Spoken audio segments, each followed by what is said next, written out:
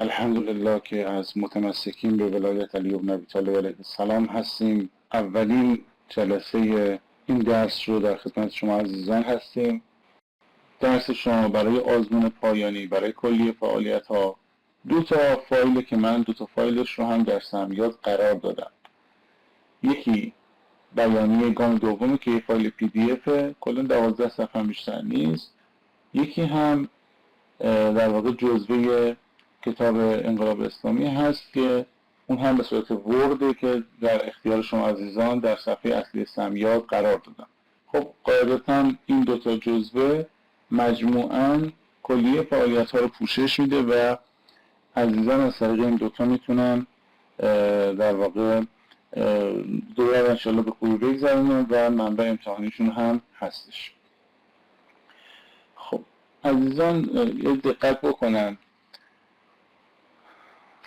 همین الان جزوه پی دی اف رو همین الان همه دانلود بکنن. انشالله دیگه پرینت بگیرید برای جلسات بعد، انشالله پرینتش رو کنار خودتون داشته باشید، چون 12 صفحه بیشتر نیست. الان هم همه دوستان لطف کنن برن دانلود بکنن از صفحه اصلی سمیاد و سلام علیکم، خوش آمد. از صفحه اصلی سمیاد دانلودش کنن همین الان. کسانی که دانلود کردن و جلوشون باز هست لطفاً عدد 1 رو ارسال بکنن.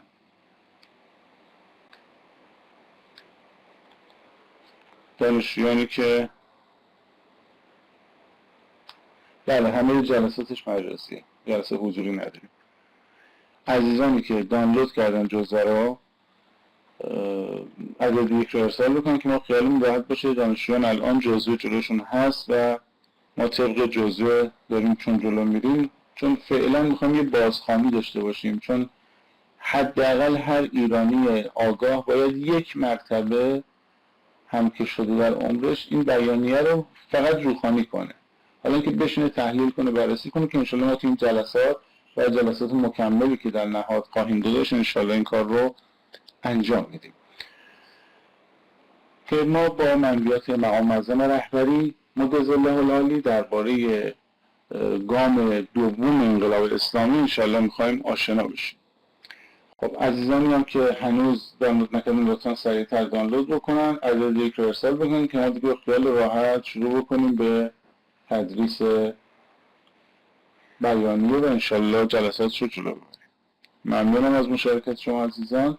من میخوام خیالم راحت باشه که فایل رو روبروی خودتون دارید، چون ببینید یکی از جزوه هایی که بسیار کم حجمه و نمره بالایی رو میتونه برای شما عزیزان به ارمغان بیاره همین جزوه است.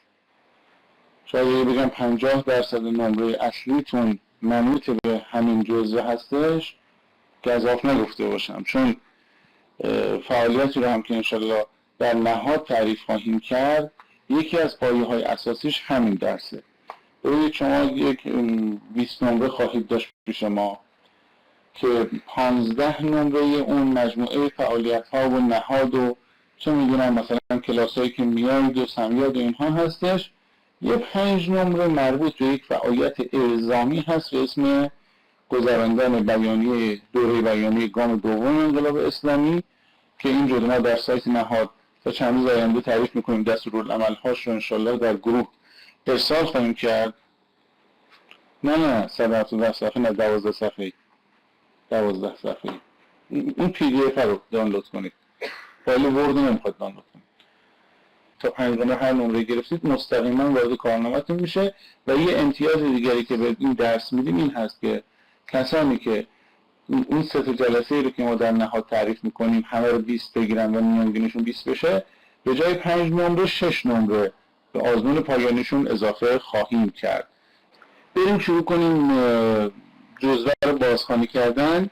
گفتیم این بیانیه گام دوم هست، خطاب ملت ایران، خاصه جوانان عزیز از جمله شما عزیزان که رهبر عزیزمون به مناسبت 40مین سالگرد پیروزی انقلاب اسلامی در تاریخ 22/11/1397 صادر کردن. این رو گفتم که دوستان در جریانش باشن که ما راجع به چی داریم صحبت میکنیم. دوستانی که صدای من رو خوب میشنون عدد 1 رو ارسال بکنن. دوستانی که صدای من خوب میشنون عدد 1 رو ارسال بکنن. خب پس رهبر عزیزمون، ممنون از مشارکت همه شما عزیزان. رهبر عزیزمون این بیانیه رو خطاب به ملت ایران، خاصه جوانان، در سالگرد 40 در واقع پیروزی انقلاب اسلامی به عنوان منشوری برای گام اول انقلاب صادر کردن در تاریخ 22/11/1397. پس این رو باید ما در نظر داشته باشیم که فضای در واقع این بیانیه مربوط میشه به سال 97، انتهای سال 97. خب قاعدتاً ما تا الان پیشرفت‌های خیلی بیشتری داشتیم که حالا انشاءالله جلوتر بهش خواهیم پرداخت. بیاید صفحه دوم، صفحه 2 رو دقت بکنید.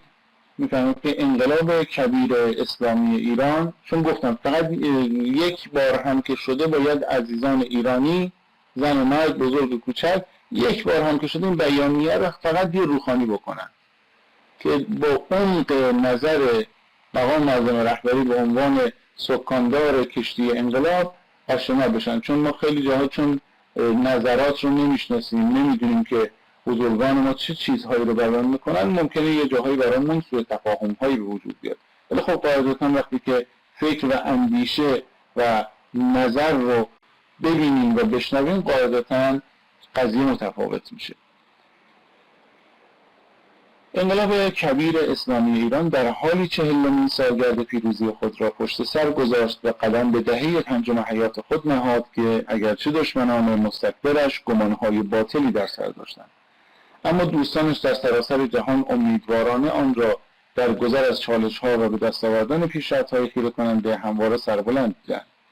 در چنین نکته‌ای عطفی رهبر حکیم انقلاب اسلامی با صدور بیانیه گام دوم انقلاب و برای ادامه این راه روشن به تبیین دستاوردهای شگرف 4 دهه گذشته پرداخته و توصیه‌های اساسی به منظور جهاد بزرگ برای ساختن ایران اسلامی ارائه فرمودند.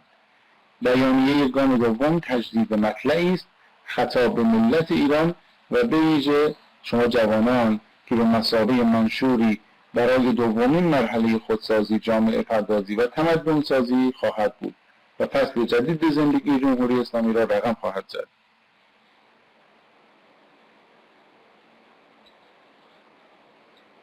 شما مشکلی نیست، سامان خودش ثبت میکنه. خوش آمدید. این گام دوم انقلاب را به آرمان بزرگش، خب دقت کنید اینجا الان بحث آرمان بزرگ انقلاب رو داره بیان میکنه. البته جلوتر هم بهش تو خود متن میرسیم، اما این الان یه جایی یادداشت بکنید، توی کاغذ چیزی یادداشت بکنید، بعداً جزوه رو که پرینت گرفتید منتقل بکنید. من این جلسه یک سری امور رو به صورت کلی که مهمتر هست بیان میکنم، جلسه بعد یه مقدار ریزتر بشه انشالله خواهیم پرداخت. پس آرمان بزرگ انقلاب اسلامی چیه؟ ایجاد تمدن نوین اسلامی و آمادگی برای ظهور حضرت حجت عجل الله تعالی فرجه الشریف. اللهم صل علی محمد و آل محمد. پس آرمان بزرگ انقلاب میشه ایجاد تمدن نوین اسلامی و آمادگی برای ظهور حضرت مهدی عجل الله تعالی فرجه الشریف. این میشه آرمان بزرگ انقلاب. سلام علیکم، خوش آمدید. پس آرمان بزرگ انقلاب رو متوجه شدیم، یعنی همین اول میدونیم آرمان این انقلاب چیه؟ ایجاد تمدن نوین اسلامی. خب ببین ما تو این تمدن نوین اسلامی خیلی صحبت داریم ما که رهبر عزیزمون جلوتر بهش پرداختن. ببین تکلیف همه رو روشن کردن. بعد حالا جلوتر که رسیم این دیدگاه‌های بازی نسبت به مسائل دارن ایشون، مشکلی نداره. خود سامانه حضورها رو ثبت میکنه، نگران این قضیه نباشه. ما هم باتون مصاحبت میکنیم ولی سعی کنید در جلسه بعد در ابتدا حضور داشته باشید که براتون تأخیر ثبت نشه. متن کامل این بیانیه به شرح زیر است. برید صفحه 3. از اینجا بعد دیگه ما داریم نظرات خود رهبر فرزانه انقلاب رو میخونیم. بسم الله الرحمن الرحیم. الحمد لله رب العالمین و الصلاة و السلام علی سیدنا محمد و آله الطاهرین و صحبه المنتجبین و من تبعهم باحسان الی یوم الدین. اللهم صل علی محمد و آل محمد و اجمعین. دوستان خوش آمدید. من دیگه دونه دونه عزیزانی که وارد میشن پاسخ سلامشون رو نمیدم. این هست که به روند درس آسیب وارد نشه. از همینجا من به همه عزیزانی که وارد شدن و کلاس را وارد خواهند شد سلام عرض میکنم و از همه عزیزان خواهش میکنم که از ابتدای کلاس، یعنی 5 دقیقه مونده به ساعت 11 انشالله در کلاس حاضر بشن. ورود انقلاب به دومین مرحله خودسازی، جامعه پردازی و تمدن سازی. حضرت آقا می‌فرمایند که از میان همه ملت‌های زیر ستم کمتر ملتی به انقلاب همت می‌گمارد و در میان ملت‌هایی که به پا خاسته و انقلاب کرده‌اند کمتر دیده شده که توانسته باشند کار را به نهایت رسانده و بجز تغییر حکومت‌ها آرمان‌های انقلابی را حفظ کرده باشند. اما انقلاب پرشکوه ملت ایران که بزرگترین و مردمی‌ترین انقلاب عصر جدید است، تنها انقلابی است که یک چله پر افتخار را بدون خیانت به آرمان‌هایش پشت سر نهاده و در برابر همه وسوسه‌هایی که غیر قابل مقاومت به نظر می‌رسیدند از کرامت خود و اصالت شعارهای صیانت کرده و اینک وارد دومین مرحله خودسازی و جامعه پردازی و تمدن سازی شده است. درودی از اعماق دل بر این ملت، بر نسلی که آغاز کرد و ادامه داد و در نسلی، منظور شما عزیزان ها، و در نسلی که اینک وارد فرایند بزرگ و جهانی 40 ساله دوم می شود. خب دقت بکنید، اینجا الان ما یه تعبیری داریم که میگه یک چله پر افتخار رو بدون خیانت به آرمان‌ها پشت سر گذاشته. ببینید خب ما یک سری نواقص در واقع جامعه داریم میبینیم. آیا این نواقص رو رهبر عزیزان ندیدن؟ آیا این حرف منوط به یک بخش خاصی هست که جلوتر بهش میپردازیم که ببینیم اصلا دید باز رهبر عزیزمون نسبت به مسائل چگونه است که حالا جلوتر بهش میرسیم و میفهمیم که این که ما میگیم بدون در واقع خیانت به آرمان ها منظور چی هستش. اصلا این آرمان ها چی هستند که انقلاب اسلامی بدون خیانت به اونها ادامه داده. پیروزی انقلاب اسلامی آغازگر عصر جدید عالم، آن روز که جهان میان شرق و غرب مادی تقسیم شده بود و کسی گمان یک نهضت بزرگ دینی را نمی برد، انقلاب اسلامی ایران با قدرت شکوه پا به میدان نهاد، چارچوب ها را شکست، کهنگی کلیشه ها را به رخ دنیا کشید، دین دنیا را در کنار هم مطرح کرد و آغاز عصر جدیدی را اعلام نمود. طبیعی بود که سردمداران گمراهی و ستم واکنش نشان دهند، اما این واکنش ناکام ماند. چپ راست مدرنیته از تظاهر به نشنیدن این صدای جدید متفاوت تا تلاش گسترده و گوناگون برای خفه کردن آن هر چه کردند به اجل محتوم خود نزدیکتر شدند. اکنون با گذشت 40 جشن سالانه انقلاب و 40 دهه فجر، یکی از این دو کانون دشمنی نابود شده، خب شوروی نابود شد دیگه، و دیگری با مشکلاتی که خبر از نزدیکی احتضار میدهند دست و پنجه نرم میکند و انقلاب اسلامی با حفظ پایبندی به شعارهای خود همچنان به پیش میرود. خب حالا ما اینجا شعارهای جهانی، فطری، درخشان و همیشه زنده انقلاب اسلامی خواهش میکنم. خب پس ما اولین چیزی رو که میخوایم از عدم خیانت به آرمانها متوجه بشیم اینه که میفهمیم یک سری شعارهای جهانی، فطری، درخشان و همیشه زنده در انقلاب اسلامی که هیچ موقع از اونها عدول نکرده، اما یه جاهایی که نقص به وجود اومده رهبر عزیزمون به درستی بیان میکنن که اون نقطه کجاست و ببینید چه دید بازی وجود داره. میفرماید که صفحه 2 رو دقت بکنید، صفحه 3 رو عرض میخوام. شعارهای جهانی، فطری، درخشان و همیشه زنده انقلاب اسلامی. برای همه چیز میتوان طول عمر مفید و تاریخ مصرف فرض کرد، اما شعارهای جهانی این انقلاب دینی از این قاعده مستثناست. آنها هرگز بی مصرف و بی فایده نخواهد شد. زیرا فطرت بشر در همه عصرها با آن سرشته است. خب حالا اینا شامل چه چیزایی؟ اون شعارهای اساسی انقلاب که همیشه زنده‌اند، فطری‌اند، درخشانند، چه چیزهایی هستند؟ آزادی، اخلاق، معنویت، عدالت، استقلال، عزت، عقلانیت، برابری.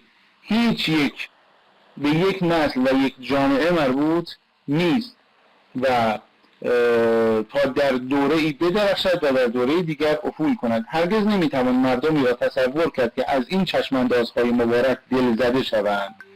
هرگاه دلزدگی پیش آمده علت چی بوده؟ ببینید چقدر دیده باز دارن رهبر عزیزمون، میفهمن هر کجا دلزدگی پیش آمده به خاطر رویگردانی مسئولان از این ارزش‌های دینی بوده، نه به خاطر پایبندی به آنها و کوشش و تحققشون. میگه اگر توی برهه‌ای از زمان ما می‌بینیم یه سری مشکلات تو جامعه اسلامی به وجود اومده، تو ایران عزیزمون به وجود اومده، مال اینه که برخی از مسئولین که در رأس کار اومدن به جای اینکه بیان سراغ این شعارهای فطری انقلاب، از اینا چی کردن؟ رویگردان شدن یا غفلت کردن. ببینید حرف خیلی بزرگه. یعنی ما باید حواسمون باشه که کار رو به چه کسی میسپاریم، چه کسانی رو به عنوان مسئول قرار میدیم. توی شوراهای شهر، توی مجلس، توی جاهای مختلف آیا ملاک ما برای رأی دادن به افراد شامونه هاییه که میدن؟ آیا اون وعده های پوچ و توخالیه که میدن؟ پولیه که میدن؟ چه میدونم اون تخلفیه که دارن میکنن؟ یا اینکه نه ما از افراد برنامه میخوایم. حالا جلوتر میرسیم که چه برنامه هایی رو باید از اون سیاستمداران بخوایم، از کسانی که میان تو دست کار بخوایم. اگر قرار بنده و شما به عنوان سربازان ایران عزیزمون میخوایم بریم جلو و کار رو درست بکنیم طبق این بیانیه، برای ما بیان میشه که تو چه محورهایی وارد بشیم. چه ریز به ریز داره حضرت آقا برای ما بیان میکنه که اگر مسئولین ما که حالا برخیشون متاسفانه حتی نمیدونن اصلا بیانیه گام دوم چی هست، اگر یک بار هم شده این بیانیه رو بخونن و درست بهش عمل بکنن، بسیار از مشکلات ما حل میشه و به اون گام تمدن ساز ما میرسیم. ولی خب متاسفانه هر کجا ما با مشکل مواجه شدیم به خاطر رویگردانی مسئولان از این شعارهای فطری بوده که رهبر عزیزمون به درستی دارن بیان میکنن. پس اینجا نکته مهمش چی بود؟ نکته مهمش این بود که دلزدگی از شعارهای اصلی انقلاب که استقلال، آزادی، عقلانیت، برادری، برابری، معنویت، عدالت اینها هست، هیچ کجا دلزدگی از اونها پیش نمیاد و اگر یه جایی هم دلزدگی وجود اومده کار مسئولین بیکفایتیه که در واقع رویگردان شدن از این موارد. دفاع ابدی از نظریه نظام انقلابی. خب پس اینجا یه نکته رو همینجا داخل برگتون بنویسید، بعدا منتقل بکنید به جزوتون. اصول اساسی رو دارم میگم. پس تا ابد از چه نظریه دفاع میکنه انقلاب اسلامی؟ از نظریه نظام انقلابی.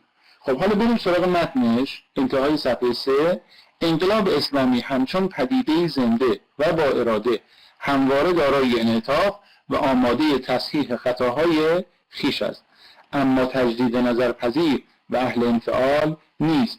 به نقدها حساسیت مثبت نشان می‌دهد و آن را نعمت خدا و هشدار به صاحبان حرف‌های بی‌عمل می‌شمارد، اما به هیچ بهانه‌ای از ارزش‌هایش که به حمدالله با ایمان دینی مردم آمیخته است فاصله نمی‌گیرد.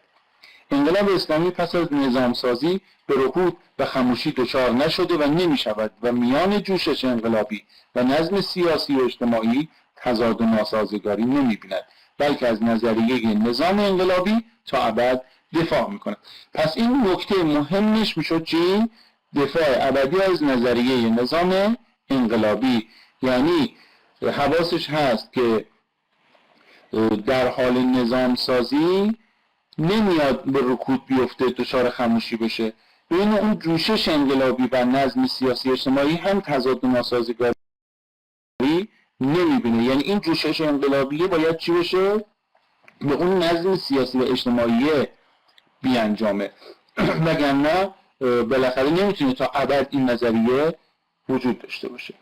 برید صفحه 4 جمهوری اسلامی و فاصله میان بایدها و واقعیتها. ببینید اینجا رهبر عزیزم چقدر زیبا دارن مشکلات جامعه رو ریشه‌ای برای ما بیان میکنن که ما حواسمون جمع باشه توی انتخاب هامون و انشالله توی مسئولیتی که در جلوتر به بنده و شما به عنوان سربازان ایران عزیز دارن میدن متوجه میشیم که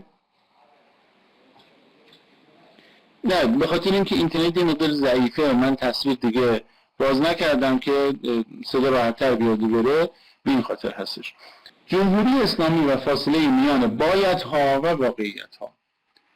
جمهوری اسلامی متحجر و در برابر پدیده‌ها و موقعیت‌های نو به نو فاقد احساس و ادراک نیست، اما به اصول خود به شدت پایه‌بند و به مرزبندی‌های خود با رقیبان و دشمنان به شدت حساس است.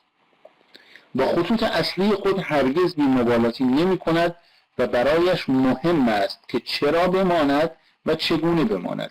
بیشک فاصله میان بایدها و واقعیتها همواره وجدان‌های آرمانخواه را عذاب داده و می‌دهد. دقت کنید، ما توی جمهوری اسلامی یک سری باید داریم که باید برگردیم روی اون اصول اساسیمون. درست شد؟ اون شعارهای فطری و همیشه زنده انقلابمون. اما خب ما یه جاهایی به خاطر رویگردانی مسئولین از این در واقع شعارهای فطری انقلاب یه نقص و خلاهایی میبینیم. خب رهبر عزیزمون میگه فاصله بین بایدها و واقعیتها وجود داره.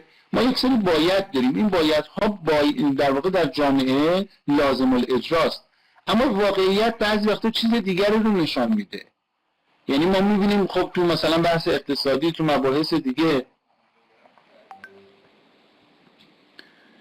چرا هستش توی درس اصلی اونی که انتهاش نوشته ادساین اصلی، همونی که الان ازش وارد این گروه شدید، فعلا 2 تا گروهه به مرور یکی شد دانشگاه حذف میکنه. اونی که انتهاش نوشته ادساین اصلی داخل اون بارگذاری شده.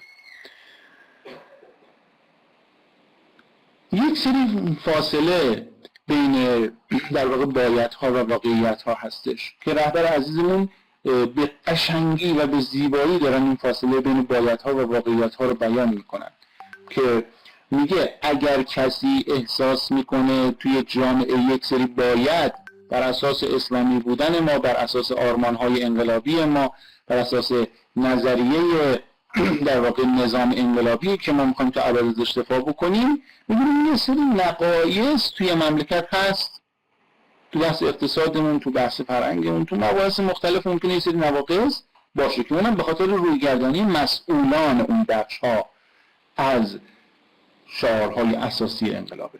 خب حالا اگر کسی اینجا احساس نقص میکنه، رهبر عزیزمون میفرمایند که این شخص وجدان آرمانخواه داره.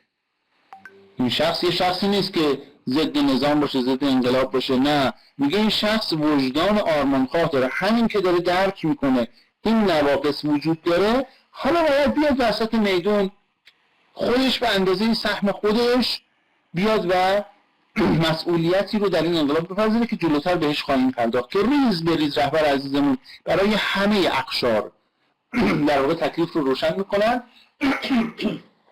که با عمل با اونها هر کسی میتونه وظیفه خودش رو در این گام تمدن ساز بشناسه.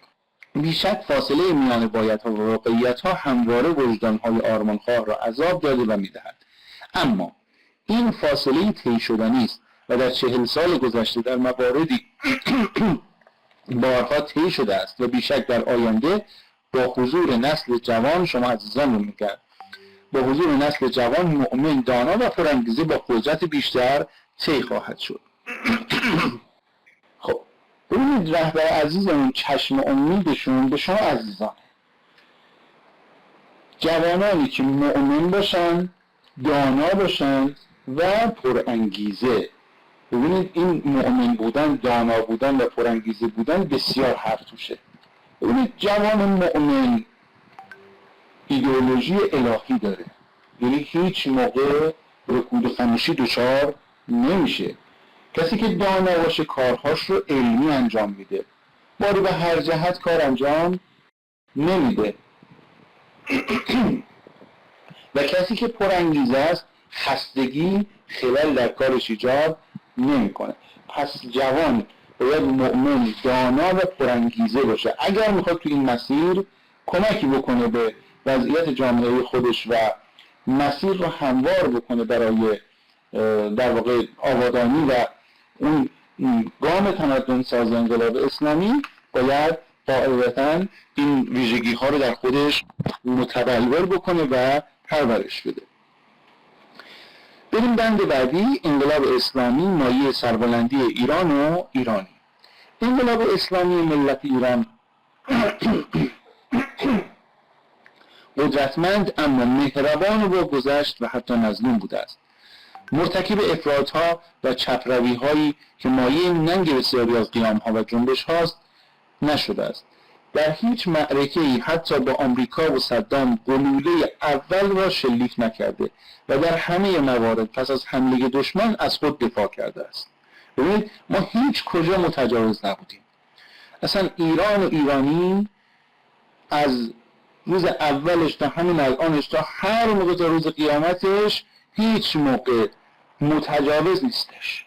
ما از ابتدا ایرانیان پاک نهاد بودیم و به خاطر همین هم هست که یه روزی پیامبر آیه نازل شد که ای قوم اگر شما کارتون رو درست انجام ندید خداوند کسانی رو جایگزین شما میکنه که اونا خدا رو دوست دارن، خدا هم اونا رو دوست داره.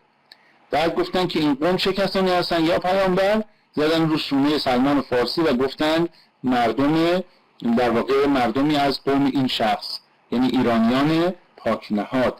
پس ببینید ایرانیان پاک نهاد از ابتدای تاریخ تا انتهای تاریخ مردمی هستند که هیچ موقع متجاوز نیستن. اگر هم جایی در واقع جنگ صورت گرفته در مقام دفاع از خودشون بوده. در همه موارد پس از حمله دشمن از خود دفاع کرده و البته ضربت متقابل را محکم فرود آورده است. این انقلاب هر چند بندی رو ما سعی می‌کنیم استراحت بدیم، ذهن‌ها آمادگی داشته باشه، برای نماز هم وقت خواهیم داد انشاءالله که بتونیم به نماز اول وقت هم بریم. در هیچ معرکه‌ای حتی با آمریکا و صدام گلوله اول را شلیک نکرده و در همه موارد پس از حمله دشمن از خود دفاع کرده و البته ضربت متقابل را محکم فرود آورده است. این انقلاب از آغاز تا امروز نه بی‌رحم و خونریز بوده و نه منفعل و مردد. با صراحت و شجاعت در برابر زورگویان و گردنکشان ایستاده و از مظلومان و مستضعفان دفاع کرده است. این جوانمردی و مروت انقلابی، این صداقت و صراحت و اقتدار، این دامنه عمل جهانی و منطقه‌ای در کنار مظلومان جهان مایه سربلندی ایران و ایرانی است و همواره چنین باد. پس ببینید، خواهش میکنم، انقلاب اسلامی اومده شده مایه سربلندی ایران و ایرانی، وگرنه ما در زمان شاهان قاجار چه وضعیتی داشتیم؟ چطور مملکت رو به تاراج دادن؟ یا مثلا زمان محمد رضا یا زمان رضاخان ما چطور مملکت رو از دست دادیم؟ ببینید شما الان ببینید مثلا زمان محمد رضا ما قانون کاپیتولاسیون میاد امضا میشه. قانون کاپیتولاسیون یعنی این که آمریکایی ها مستشاران خارجی توی ایران به ناموس ایرانی عذر میخوام اگه تجاوز بکنن ما حق نداشتیم اینها رو محاکمه بکنیم. باید میرفتن تو کشور خودشون تازه جورشون مدال هم میدادن. از طرفی مستشاران خارجی که تو ایران می اومدن طبق این قانون از حق توحش برخوردار بودن. عذر میخوام ببخشید از حضور شما ایرانیان پاک نهاد، آریایی های عزیز، که محمد رضا میاد قانونی رو تصویب میکنه که بر اساس اون رو مستشاران خارجی حق توحش داده بشه. یعنی عذر میخوام ما ایرانی ها وحشی هستیم، این که دارن ما رو تحمل میکنن باید یه پول اضافه تری بگیرن. خب این چه عزتی به ایرانی داده؟ این چه جایگاهی داره؟ به همین خاطر ما در واقع ما در حال حاضر تمام جهان اعتراف کردن به قدرت دفاعی ما که حالا انشالله جلوتر در موارد بهش خواهیم رسید که آمریکایی که کسی بهش تو نمیتونست بگه ایران اسلامی سربازانش رو روی خلیج فارس متوقف میکنه و اونها رو به گریه میندازه. انگلیس همینطور، آمریکا همینطور. اگر کسی یه ترقه بازی تو مملکت ما بکنه، ما با موشک‌های نقطه زن خودمون پاسخش رو میدیم. اینها همه اقتداریه که انقلاب اسلامی برای ایران و ایرانی رقم زده. البته اینم گفتم خدمتتون، ایران و ایرانی خودش مقتدر و عزتمند هست. اگر در درون مایه ما اینها نبود، 1000 تا از اینها میومد فایده‌ای نداشت. اما وقتی ما خودمون پاک نهاد هستیم، وقتی که دیگه یک سیستم الهی بیاد که در اساس فطرت ما هست، قطعا او رو میپذیریم و ما پاک نهاد هستیم، بودیم و خواهیم بود انشاءالله. برای برداشتن گام‌های استوار در آینده باید گذشته را درست شناخت. اینک در آغاز فصل جدیدی از زندگی جمهوری اسلامی، حضرت آقا می‌فرمایند این بنده ناچیز مایلم با جوانان عزیزم، یعنی با شما عزیزان، نسلی که پا به میدان عمل می‌گذارد تا بخش دیگری از جهاد بزرگ برای ساختن ایران اسلامی بزرگ را آغاز کند سخن بگویم. الان حرف رهبر عزیزمون با شماست، داره با شما عزیزان سخن میگه و انتظار داره که به گوش جان بشنوید و انشالله عمل بکنید تا ایران عزیزمون که سربلند هست سربلندتر قرار بگیره. سخن اول درباره گذشته است. عزیزان، نادانسته ها را جز با تجربه خود یا گوش سپردن به تجربه دیگران نمیتوان دانست. یا باید خودتون تجربه کرده باشید یا دیگرانی که تجربه کردن از تجربه اونها یاد بگیرید. بسیاری از چرا ما دیده و آزموده این، نسل شما هنوز نیازموده و ندیده است. ما دیده ایم و شما خواهید دید. دهه‌های آینده دهه‌های شماست و شمایید که باید کار آزموده و پرانگیزه از انقلاب خود حراست کنید و آن را هرچه بیشتر به آرمان بزرگش. آرمان بزرگ انقلاب اسلامی چی بود؟ دوستان همه بنویسن. جلسه بعد سوالات رو ریزتر خواهیم داد انشالله. بله، کلا بیانیه 12 صفحه بیشتر نیست. امتحانی که از این میگیریم کلا 12 صفحه است، کل خودش خلاصه است. همین بخونید کفایت میکنه. حالا اون جزوه ورد هم هستش که انشالله اونم باید انجام بدید. خب دوتاشو بنویسید دیگه. این که میگم یادداشت بردارید به خاطر همینه که الان من سوال میپرسم توی فعالیت کلاسی کم نیاری. حضور غیاب سیستم انجام میده. بعداً گزارش میگیرم بنده، کسانی که با نیم ساعت تأخیر وارد شدن رو براشون حضور ثبت میکنم. چون این جلسه یه مقداری بین دو تا کلاس شد، اینو در نظر میگیریم که برای دوستان مشکلی پیش نیاد. نه، دفاع از نظام انقلابی نیست. دقت کنن دوستان.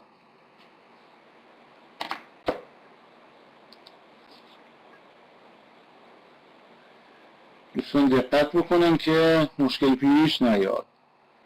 آرمان بزرگ انقلاب اسلامی چیه؟ نه دیگه، دوستان دقت نمی کنن. لطفاً چیزایی که میگم بنویسید.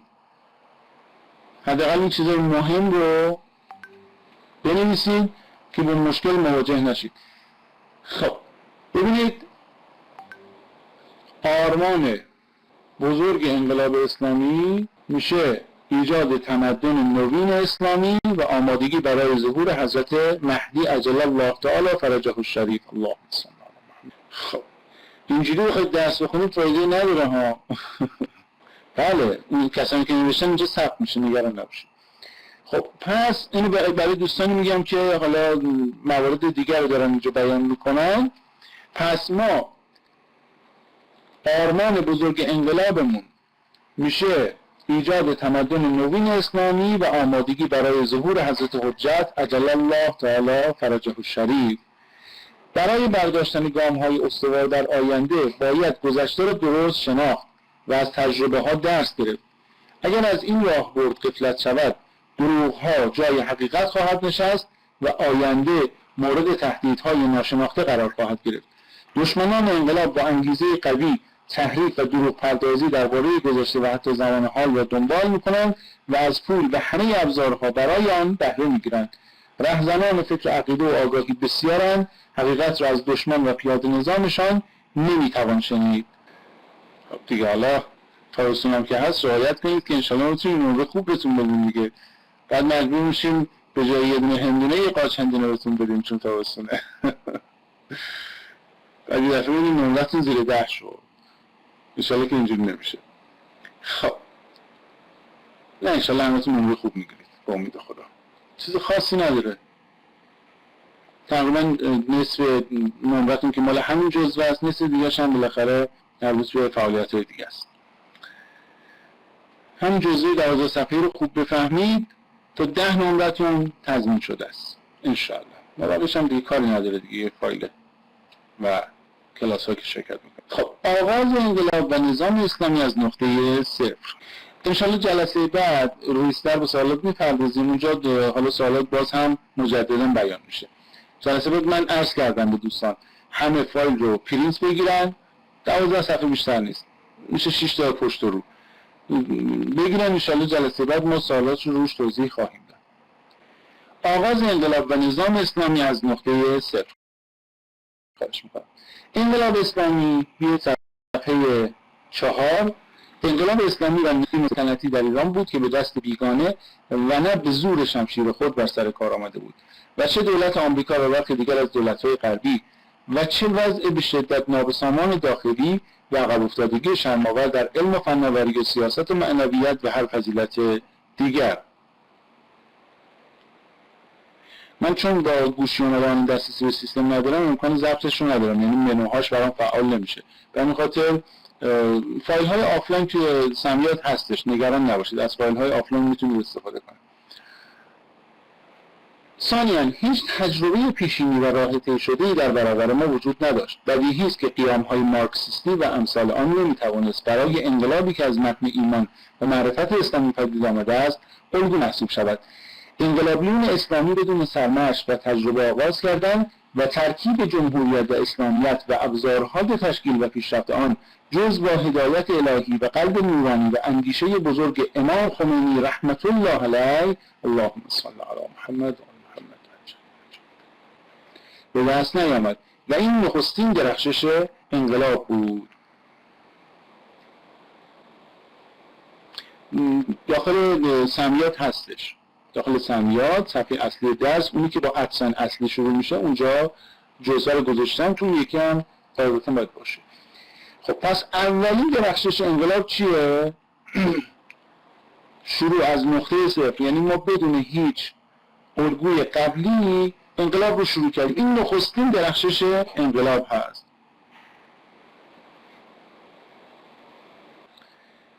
پس اولین درخشش انقلاب چیه بچه‌ها دوستان؟ این هست که ما از نقطه صفر شروع کردیم، یعنی هیچ الگوی قبلی برای این انقلاب وجود نداشته.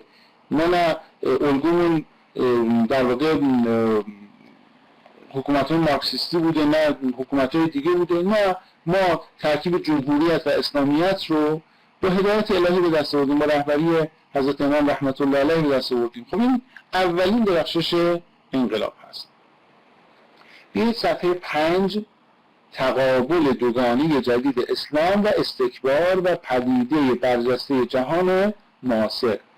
پس آنگاه انقلاب ملت ایران جهان دو قطبی آن روز را به جهان سه قطبی تبدیل کرد و سپس با سقوط و حذف شوروی و اقمارش و پدید آمدن قطب‌های جدید قدرت، تقابل دوگانه جدید اسلام و استکبار، پدیده برجسته جهان معاصر و کانون توجه جهانیان شد. از سوی نگاه امیدوارانه ملت‌های زیر ستم و جریان‌های آزادیخواه جهان و برخی دولت‌های مایل به استقلال و سوی نگاه کینه‌ورزانه و بدخواهانه رژیم‌های زورگو و قلدرهای داوطلب عالم بدان دوخته شد. بدین گونه مسیر جهان تغییر یافت و زلزله انقلاب فرعون‌های در بستر راحت آرامیده را بیدار کرد. دشمنی‌ها با همه شدت آغاز شد و اگر نبود قدرت عظیم ایمان و انگیزه این ملت و رهبری آسمانی و تایید شده امام عظیم الشأن ما، تاب آوردن در برابر آن همه خصومت شقاوت و توطئه و خباثت امکان پذیر نمیشد. من این نکته رو بگم خدمت شما عزیزان، حالا قبل از اینکه مبحث رو ببندم و بریم سراغ بحث مدیریت جهادی و برکات بزرگ انقلاب اسلامی. ببینید خداوند همون طوری که خانه خودش رو حفظ کرده، انقلاب ما رو هم حفظ کرده، چون بالاخره این انقلاب محافظ دین خداونده و زمین ساز هست برای ظهور حضرت حجت عجل الله تعالی فرجه الشریف. اللهم صل علی محمد و در واقع خداوند همونطوری که خانه خودش رو حفظ کرد این انقلاب رو هم حفظ کرد. خب هممون می‌دونیم که وقتی که ابرهه با سپاه فیل خودش راه افتاد به سمت کعبه، خداوند به ابابیل، پرنده‌های که با منقار خودشون شنها رو آورده بودن دستور داد این شنریزه‌ها رو بر سر ابرهه و سپاهیانش بریزید و نابودشون بکنید. خب اونا با فضاحت تمام نابود شدن و شنها مأمور خدا شدن برای محافظت خانه خدا. خب ما تو واقعه طبس می‌بینیم این که میگه برکات انقلاب اسلامی با فضیلت‌های الهی، با کمک‌های الهی در واقع انجام شده. ما در بحث طبس خب چند سال از انقلاب گذشته، ما در واقع در پس غفلت برخی مسئولین و در واقع مسائلی که وجود داشته دشمنان نفوذ کرده بودن تو صحرای طبس، تجهیزات نظامی پیاده کرده بودن و فرداش که بهترین زمان از نظر هواشناسی و امکانات و با رادارهایی که بررسی کرده بودن اینها، روز بعد بهترین زمان برای حمله به ایران بود و بازپسگیری حالا اون چیزهایی که از دست داده بودن که خداوند دقیقاً مانند خانه خودش شنها رو مأمور محافظت از این انقلاب میکنه و در عین ناباوری دشمنان با اون همه تجهیزاتی که داشتن و پیشبینی هایی که کرده بودن، شنها مأمور خدا میشن و این انقلاب رو محافظت میکنن، به طوری که بالگردهاشون در واقع اون تجهیزاتشون همه نابود میشه و فردای اون روز جز جزغاله چیزی از اونها باقی نمیمونه و به تلی از خاکستر تبدیل میشن و با فضاحت تمام کنار میکشن. خب خداوند اگر این انقلاب رو نمیخواست و جنبه اعتقادی و ایمانی و زمینه سازی برای ظهور حضرت حجت نداشت، خداوند اینطور ازش محافظت نمیکرد. پس حالا که خداوند هم در واقع این انقلاب رو تایید میکنه، ما باید فاصله بین بایدها و واقعیتها رو شناسایی بکنیم و بر اساس اونها عمل بکنیم تا انشاءالله بتونیم ایران عزیزمون رو با توجه به منویات مقام معظم رهبری مد ظله العالی انشاءالله به اون سر منزل مقصود برسونیم که انشاءالله میخوایم راجع به این بیشتر صحبت بکنیم. فقط برای اینکه ذهن‌ها خسته نشه یه 7-8 دقیقه ما استراحت میدیم. دوستان لطفاً کسی از کلاس خارج نشه. اگر از کلاس خارج بشید براتون تعجیل خروج از کلاس میزنه. خواهش میکنم. مدیریت جهادی و اعتقاد به اصل ما میتوانیم عامل عزت و پیشرفت ایران در همه عرصه ها. صفحه 5 ادامه میدیم. به رغم همه این مشکلات طاقت فرسا، جمهوری اسلامی روز به روز گام‌های بلندتر و استوارتری به جلو برداشت. این 40 سال شاهد جهادهای بزرگ و افتخارات درخشان و پیشرفت‌های شگفت‌آور در ایران اسلامی است. عظمت پیشرفت‌های 40 سالی ملت ایران آنگاه به درستی دیده می‌شود که این مدت با مدت‌های مشابه در انقلاب‌های بزرگی همچون انقلاب فرانسه، انقلاب اکتبر شوروی و انقلاب هند مقایسه شود. مدیریت‌های جهادی الهام گرفته از ایمان اسلامی و اعتقاد به اصل ما می‌توانیم که امام بزرگوار به همه ما آموخت ایران را به عزت و پیشرفت در همه عرصه‌ها رسانی است. خب ممکن ما از شما بپرسیم که در واقع علت عزت و پیشرفت‌های ایران در همه عرصه‌ها چیست؟ میشه جوابش مدیریت جهادی الهام گرفته از ایمان اسلامی و اعتقاد به اصل ما میتوانیم طبق فرمایش حضرت امام. پس مدیریت جهادی که الهام گرفته شده از ایمان اسلامی و اعتقاد به اصل ما میتوانیم. این هم نکته مهم اینجاست. بریم سراغ برکات بزرگ انقلاب اسلامی.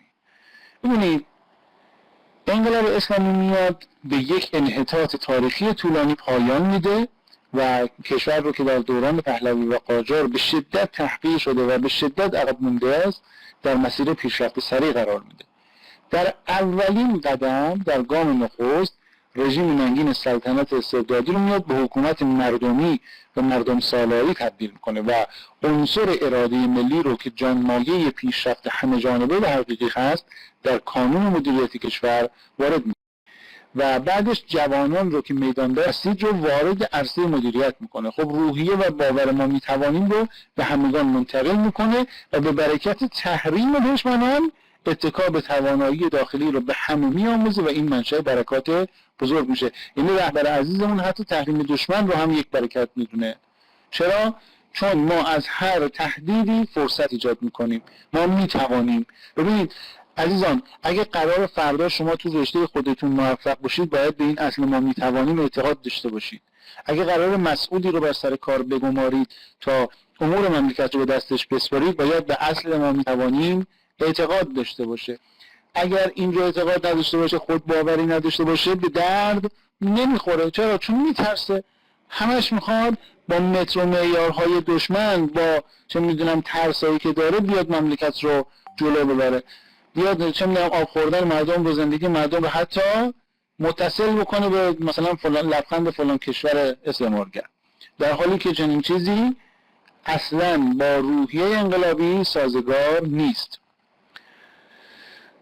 خب منشأ این برکات، حالا این برکاتی که به وجود اومده و برکات بزرگ انقلاب اسلامی است، اولین موردش در صفحه 5 ثبات و امنیت و حفظ تمامیت ارضی. دقت کنید، رهبر عزیزمون می‌فرمایند اولا ثبات و امنیت کشور و تمامیت ارضی و حفاظت از مرزها را که آماج تهدید جدی دشمنان قرار گرفته بود ضمانت کرد و معجزه پیروزی در جنگ 8 ساله و شکست رژیم بعثی و پشتیبانان آمریکایی و اروپایی و شرقیش را پدید آورد. ببینید ما یکی دیگر از اون کرامات انقلاب اسلامی همین پیروزی در جنگ تحمیلی 8 سال است. ببینید تمام دنیا دارن در واقع از طریق صدام با ما می جنگن که حتی خب تو سالهای اخیر هم دیدید که میگفتن آقا ما خودمون، مثلا کشورهای اروپایی غربی میگفتن آقا ما خودمون به صدام سلاح هسته‌ای دادیم. خب این سلاح هسته‌ای رو چیکار کرده؟ حالا که به ضرر خودشون میشه دنبالش دویدن و دیگه حتی اعتراف تلخ هم کردن که بله ما خودمون سلاح اتمی دادیم به صدام برای اینکه به ضد ایران استفاده بکنه. مثلا تمام جهان در جنگ با ما بودن به صورت مستقیم یا غیر مستقیم. ما در مقابل تقریبا تمام کشورهای استعمارگر دنیا و اجانب اونها ایستادیم و حتی یک وجب از خاکمون رو ندادیم. ایران و ایرانی با اقتداری که داره، ایرانی با اون شرف و غیرتی که داره، هیچ موقع قبول نمیکنه وجدانش که بخواد یک میلیمتر از خاکش، یک سر سوزن از خاکش در دست بیگانه باشه، مالش، ناموسش، آبروش بخواد آماج در واقع بیگانگان قرار بگیره. خب ما تا قبل از انقلاب یک چنین چیزی رو نداشتیم. خیلی راحت محمد رضا میاد بحرین رو شوهر میده، میگه مثل دختری که خانه پدر بود شوهرش دادیم رفت. مگه میشه چنین چیزی؟ یک تکه از جان این مملکت رو جدا بکنی چون با این تعبیر که دختری بود شوهرش دادیم رفت؟ مگه میشه چنین چیزی؟ اما جوانان ما تو همین انقلاب یک وجب از خاک کشور رو ندادند.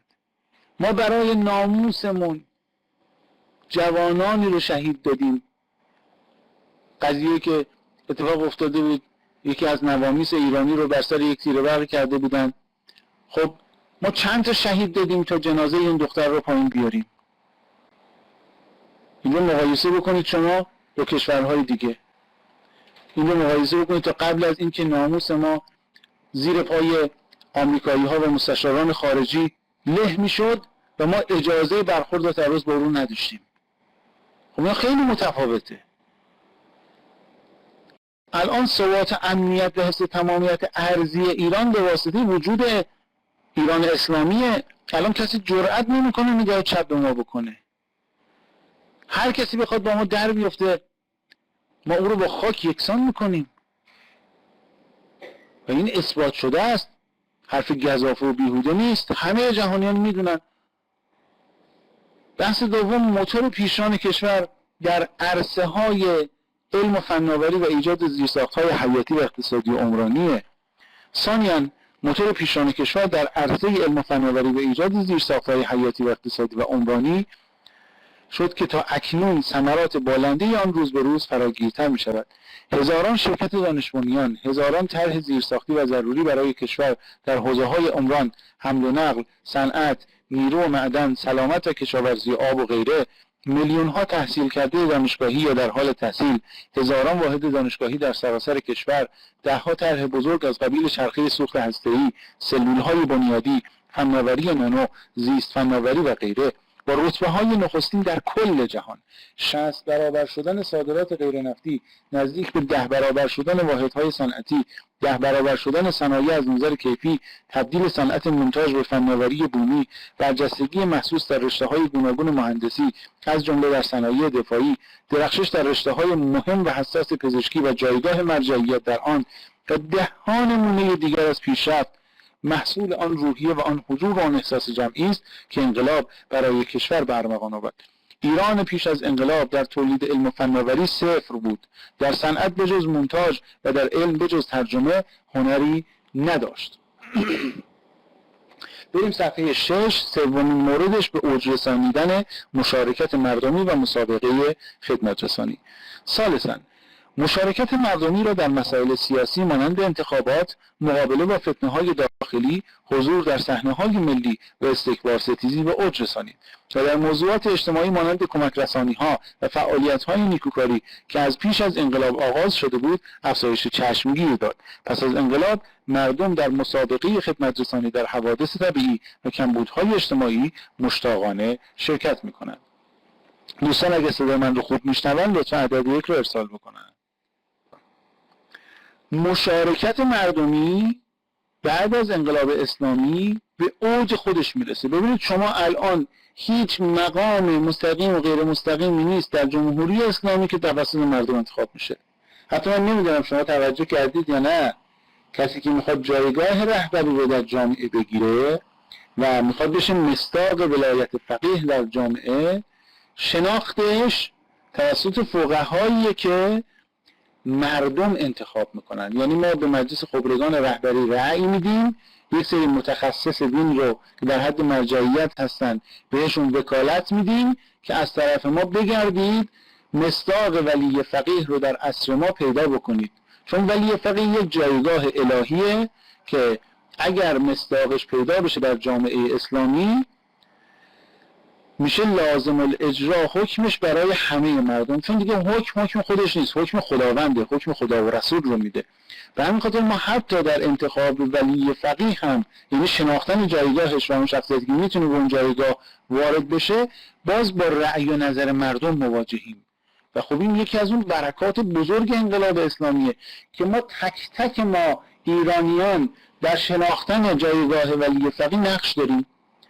و وقتی که میریم به مجلس خبرگان رهبری رأی میدیم، ببینید ما اصولمون مترقیه و درسته. خب شاید یه جاهایی بیان نمیشه، شاید یه جاهایی نمیگن، شاید یه جاهایی توجه نمیشه، ولی ما در تمام مناسبی که نگاه میکنید مردم نقش دارن. حضرت امام موقعی که تشریف میارن و به رفراندوم میذارن از مردم میپرسن آقا جمهوری اسلامی رو میخوای یا نه؟ آره یا خیر؟ پس ببینید به اوج میرسه مشارکت مردمی و مسابقه خدمت رسانی. این همه مردم خاک نهاد ایران اسلامی دارن میرن توی اردوهای جهادی. شما ببینید بسیجیان عزیزمون، مردم عزیزمون دارن میرن تو اردوهای جهادی و فی سبیل الله دارن به مردم خدمت میکنن. از خدمت به محرومین گرفته، ساختن خانه واسهشون گرفته، امکانات جور کردن گرفته، تامین مایحتاج گرفته، تامین مصارف پزشکیشون هست، چه می‌دونم ویزیت های پزشکی هستش و مسائل دیگر این چنینی. پس ببینید به اوج رسانده انقلاب اسلامی مشارکت مردمی و مسابقه خدمت رسانی رو. چهارم، ارتقاء شگفت‌آور بینش سیاسی آحاد مردم.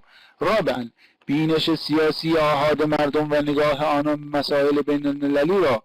ببینید ممکنه یه جای اینترنت شما بالاخره یه ضعف‌هایی داشته باشه. ارتقاء شگفت‌آور بینش سیاسی آحاد مردم. رابعاً، بینش سیاسی آحاد مردم و نگاه آنان به مسائل بین المللی را به گونه شگفت‌آور ارتقا داد. تحلیل سیاسی و فهم سیاسی رابعاً بینش سیاسی آحاد مردم و نگاه آنان به مسائل بین المللی را به گونه شگفت‌آوری ارتقا داد. تحلیل سیاسی و فهم مسائل بین المللی در موضوعاتی همچون جنایات غرب، به خصوص آمریکا، مسئله فلسطین و ظلم تاریخی به ملت آن، مسئله جنگ افروزی‌ها و رذالت‌ها و دخالت‌های قدرت‌های قلدر در امور ملت‌ها و امثال آن را از انحصار طبقه محدود و عزلت گزیده به نام روشنفکر بیرون آورد. این گونه روشنفکری میان عموم مردم در همه کشور و همه ساحت‌های زندگی جاری شد و مسائلی از این دست حتی برای نوجوانان و نونهالان روشن و قابل فهم گشت. پس ببینید ارتقاء شگفت‌آور بینش سیاسی آحاد مردم به برکت انقلاب اسلامی انجام شد. آقا الان نوجوانان و نونهالان هم تو مسائل سیاسی آگاهن، میدونن الان چه خبر مملکتشون و طبق این آگاهی انشالله اگر عمل بشه ما برکات زیادی خواهیم داشت. یعنی هر مسئولی که از اون اصول اساسی انقلاب دور هست رو ما باید از مناصب اصلی مملکت دور کنیم، اجازه ندیم وارد بشه. اگه کسی میاد برای چه میدونم شورای شهر، برای مجلس، برای ریاست جمهوری، ازش برنامه بخوایم تو محورهایی که جلوتر بهش خواهیم پرداخت. سنگین کردن کفه عدالت در تقسیم امکانات عمومی کشور. خامساً کفه عدالت رو در تقسیم امکانات عمومی کشور سنگین کرد. نارضایتی این حقیر از کارکرد عدالت در کشور. ببینید حضرت آقا خودشون به عنوان نفر اول کشتی انقلاب دارن میگن آقا کارکرد عدالت در کشور من نسبت بهش نقد دارم، اما یک نقد منصفانه و درست. میگه نارضایتی این حقیر از کارکرد عدالت در کشور به دلیل آنکه این ارزش والا باید گوهر بی همتا بر تارک نظام جمهوری اسلامی ایران باشد و هنوز نیست. یعنی هنوز جا داره تا بخواد بشه اون چیزی که ما میخوایم، اون عدالت علوی که ما میخوایم. ولی نباید به این معنا گرفته بشه این که من میگم ناراضی هستم که برای استقرار عدالت کاری صورت نگرفته ها. نه، خیلی کار صورت گرفته. اما خب اون چیزی که مطلوبه و حضرت آقا میپسندن به عنوان یک فرد الهی که بر تارک جمهوری اسلامی نشستند هنوز جای کار داره. یه واقعیت آن است که دستاوردهای مبارزه با بی‌عدالتی در این 4 دهه با هیچ دوره دیگری در گذشته قابل مقایسه نیست. در رژیم طاغوت بیشترین خدمات و درآمدهای کشور در اختیار گروه کوچکی از پایتخت نشینان یا همسانان آنان در برخی دیگر از نقاط کشور بود. مردم بیشتر شهرها به ویژه مناطق دوردست و روستاها در آخر فهرست و غالبا محروم از نیازهای اولیه زیرساختی و خدمات رسانی بودند. جمهوری اسلامی در شمار موفق‌ترین حاکمیت‌های جهان در جابجایی خدمت و ثروت از مرکز به همه جای کشور و از مناطق مرفه‌نشین شهرها به مناطق پایین دست آن بوده. ببینید مثلا ما بحث گاز رو فقط در تهران و سه چهار شهر دیگه داشتیم که اونم درست حسابی توشون نبود، ولی الان ما تو دهات و قصباتمون این کار رو انجام دادیم. یه 40 سال هم بیشتر، 40 چند سال بیشتر نگذشته. ببینید الان ما در تمام روستاهامون خانه‌های بهداشت داریم، دفاتر پست داریم، چه می‌دونم دفاتر ارتباطی داریم. الان دیگه روستاهای ما با شهر هیچ تفاوتی نمی‌کنه. بحث اینترنتی که توشون هست، بحث گازکشی که وجود داره. یعنی ما حتی در دورترین نقاط میگم هنوز جای کار داره. این نیست که ما بگیم کامل حضرت آقا هم دارن میفهمن اینجا، خودشون به صراحت دارن بیان میکنن که آقا جان اون چیزی که باید بر تارک جمهوری اسلامی بدرخشد هنوز اون نشده. اما خیلی کار صورت گرفته.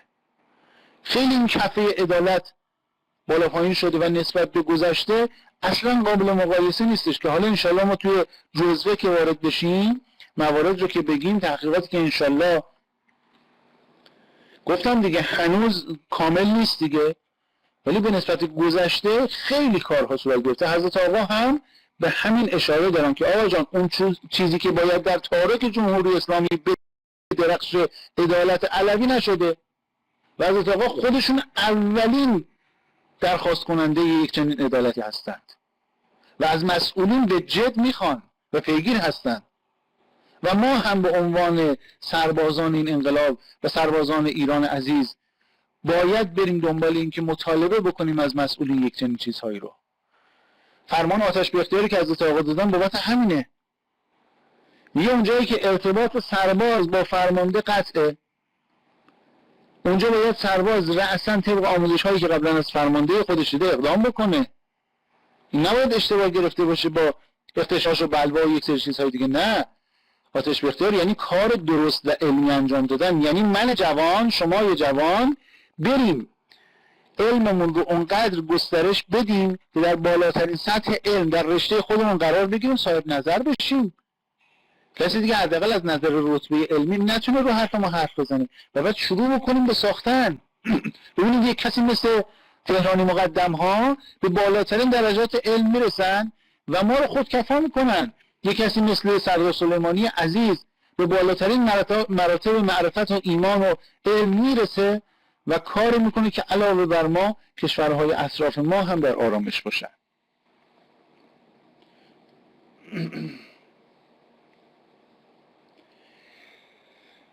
ببینید ما همون ابتدای، حالا شاید شما دیر وارد کلاس شدید، ما ابتدای کلاس گفتیم حضرت آقا فرمودن فاصله بین بایدها و واقعیتها هست.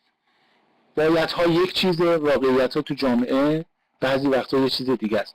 علتش چیه؟ به خاطر رویگردانی برخی از مسئولین از آرمانهای اصلی انقلابه.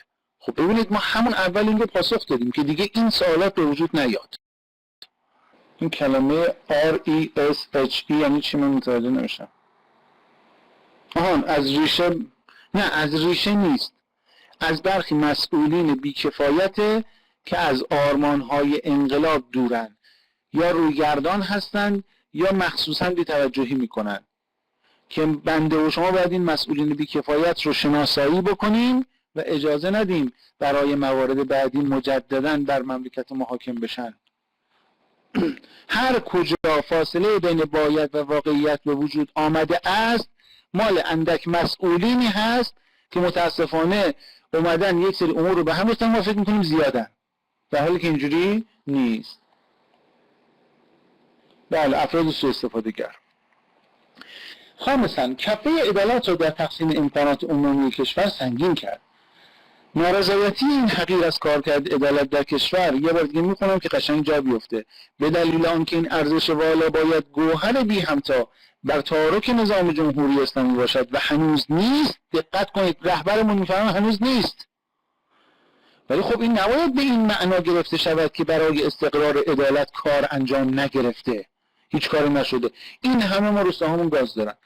خب حالا چند تا روستا رو هم برخی مسئولین کمکاری کردن، کارشکنی کردن. ما باید شناسایی بکنیم توی اون روستا، توی اون جایگاه ها افرادی رو به کار بگماریم که اینها در واقع دغدغه مردم داشته باشن، بخوان مردم رو رسیدگی بکنن.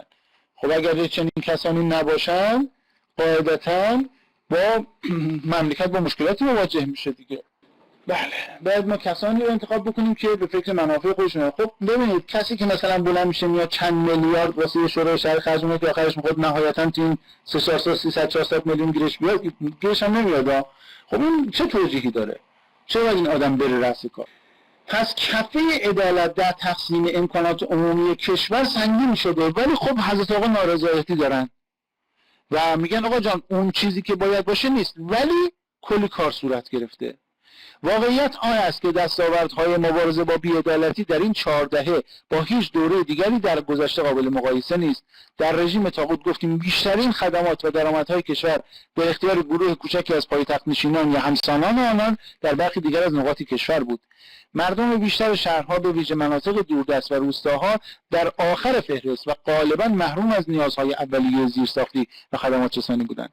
جمهوری اسلامی در شمار موفق‌ترین حاکمیت‌های جهان در جابجایی خدمات و ثروت از مرکز به همه جای کشور و از مناطق مرفه نشین شهرها به مناطق پایین دست آن بوده است. آمار بزرگ راهسازی، خانه‌سازی، ایجاد مراکز صنعتی و اصلاح امور کشاورزی، رساندن برق و آب و مراکز درمانی و واحدهای دانشگاهی و سد نیروگاه و امثال آن به دورترین مناطق کشور حقیقتاً افتخارآفرین است. بیشک این همه نه در تبلیغات نارسای مسئولان انعکاس یافته. میگه یه جایی برخی مسئولین غرض و مرض دارن، بعضیا غفلت دارن. این خدماتی که جمهوری اسلامی انجام داده درست به مردم منتقل نکردن، نگفتن کجا چه کاری صورت گرفته. شما الان ببینید تو هر شهری که برید، تو شهرک‌های اقماری هم که میرید، حداقل یک واحد دانشگاهی هست، شده علم کاربردی، شده چه میدونم مثلا پیام نور، فنی حرفه‌ای، همه این مثلا همین دانشگاهی که شما عزیزان دارید درش تحصیل میکنید، ببینید واحدهای دانشگاهی الان اومده. چرا؟ چون انقلاب ما انسان‌های عالم میخواد، انسان‌های محذب میخواد، انسان‌هایی میخواد که تو علم و دانش و تقوا پیشرفت کرده باشن. ما علمی که کمکمون میکنه.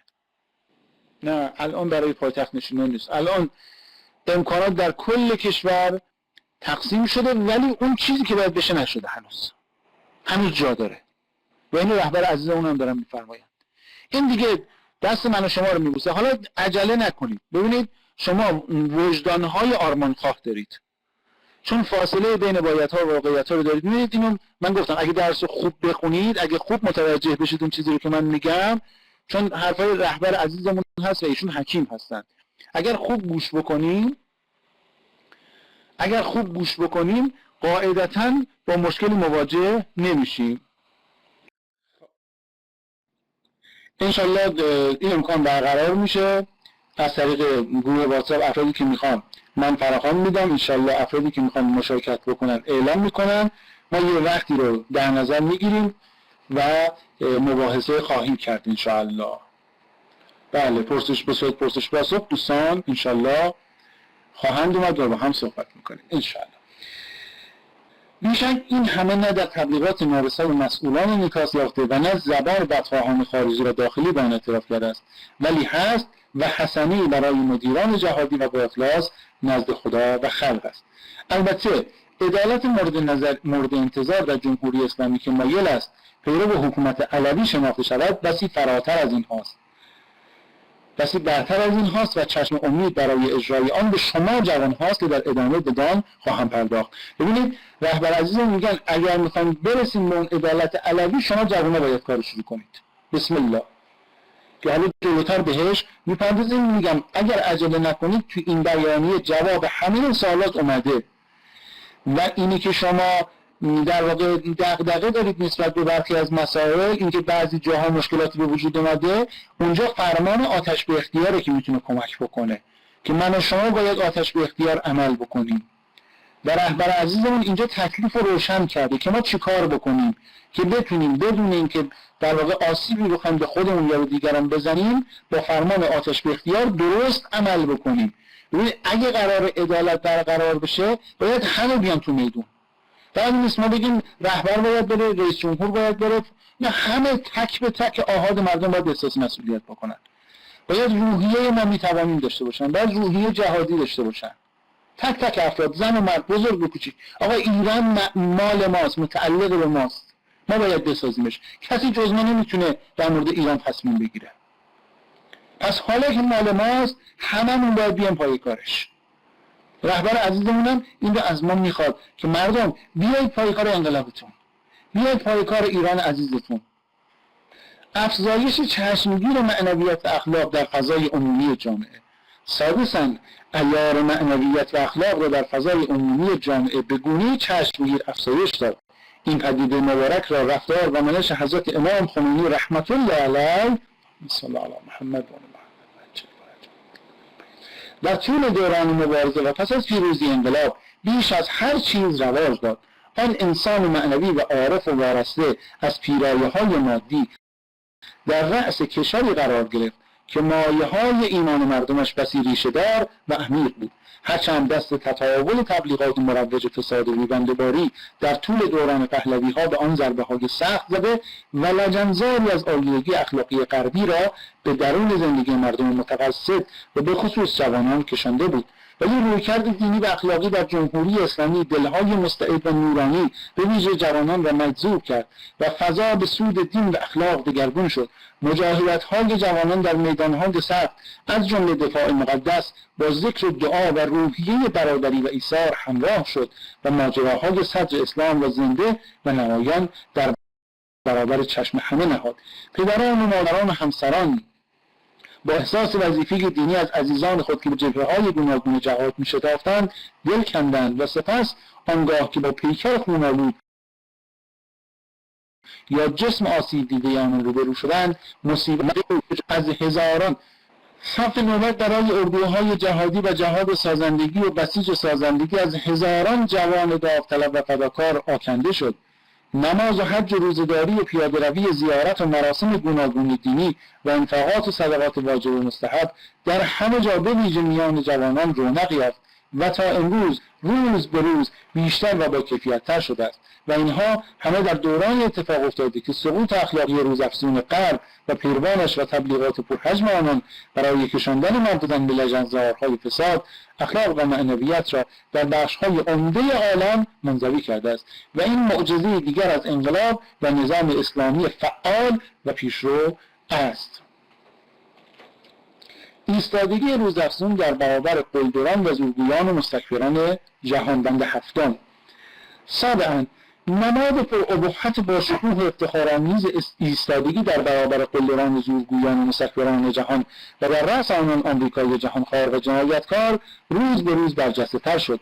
در تمام این 40 سال تسلیم ناپذیری و صیانت و پاسداری از انقلاب و عظمت و هیبت الهی آن و گردن برافراشتگان در مقابل دولت‌های متکبر و مستکبر خصوصیت شناخته شده ایران و ایرانی به ویژه جوانان این مرزبون به شمار می‌رفته است.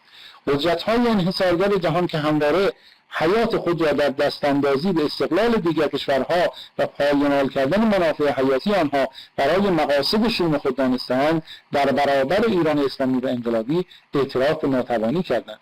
ملت ایران در فضای حیات بخش انقلاب توانست نخست دست نشانده آمریکا و عنصر خائن به ملت را از کشور براند و پس از آن هم تا امروز از سلطه دوباره قلدران جهانی بر کشور با قدرت و شدت جلوگیری کرده است. ببینید ما دیگه بعد از انقلاب چیزی به نام این که بخواد صهیونیست و چه میدونم آمریکایی و کسانی بیان بر ما حکومت بکنن ما نداریم و با قدرت هم تو دهانشون میزنیم. اما تا قبل از این ما باید به آمریکایی حق توخش میدادیم. انقلاب 40 ساله و گام بزرگ دوم.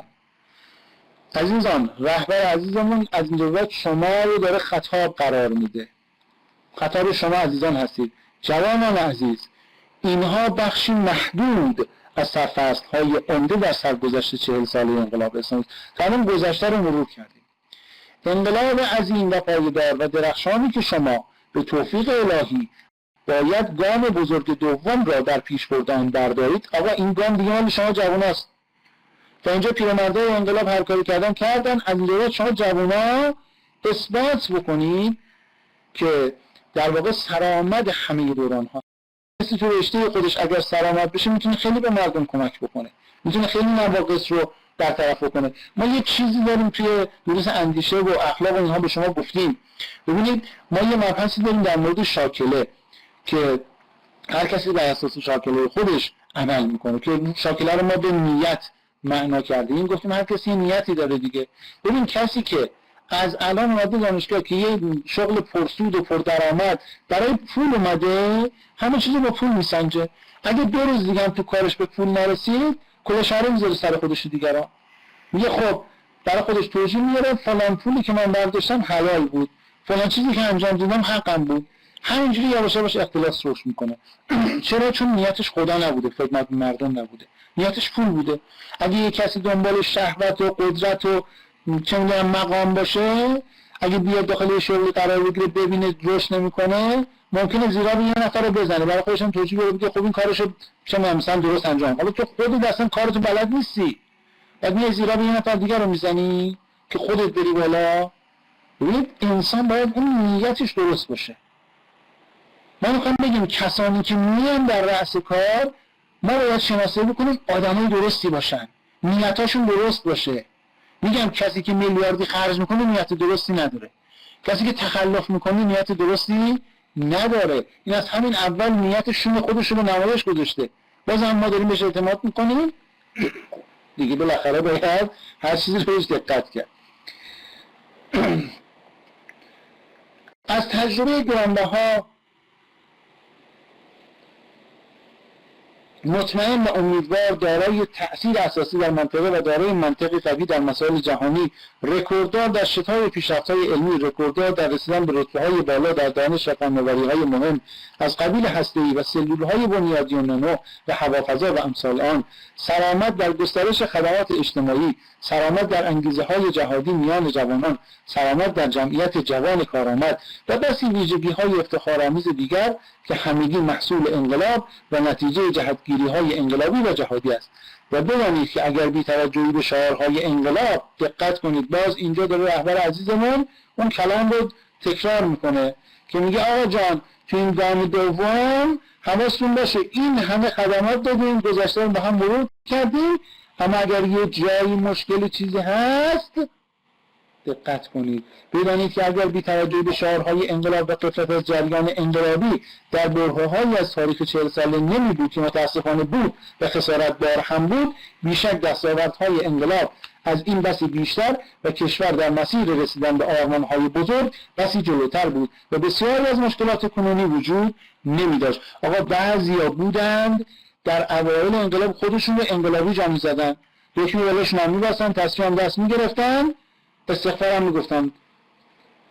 اما همینا تو این دوره‌های اخیر دیدیم رسوا شدن، صفشون از صف انقلاب جدا شد. خب یک همچین آدم‌هایی بودن، هنوز هم هستن که دارن کارشکنی میکنن به اسم اسلامی و انقلابی بودن، دارن ضربه میزنن به اسلام و انقلاب که البته ضربه به خودشون خواهد خورد.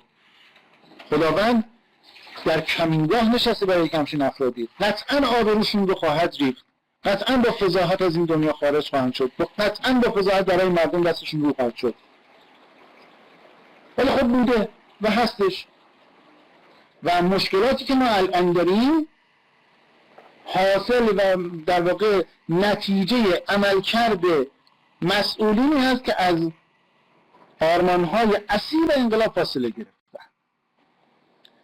اقتدار انقلاب اسلامی و تغییر چالش‌ها و شکست مستکبران.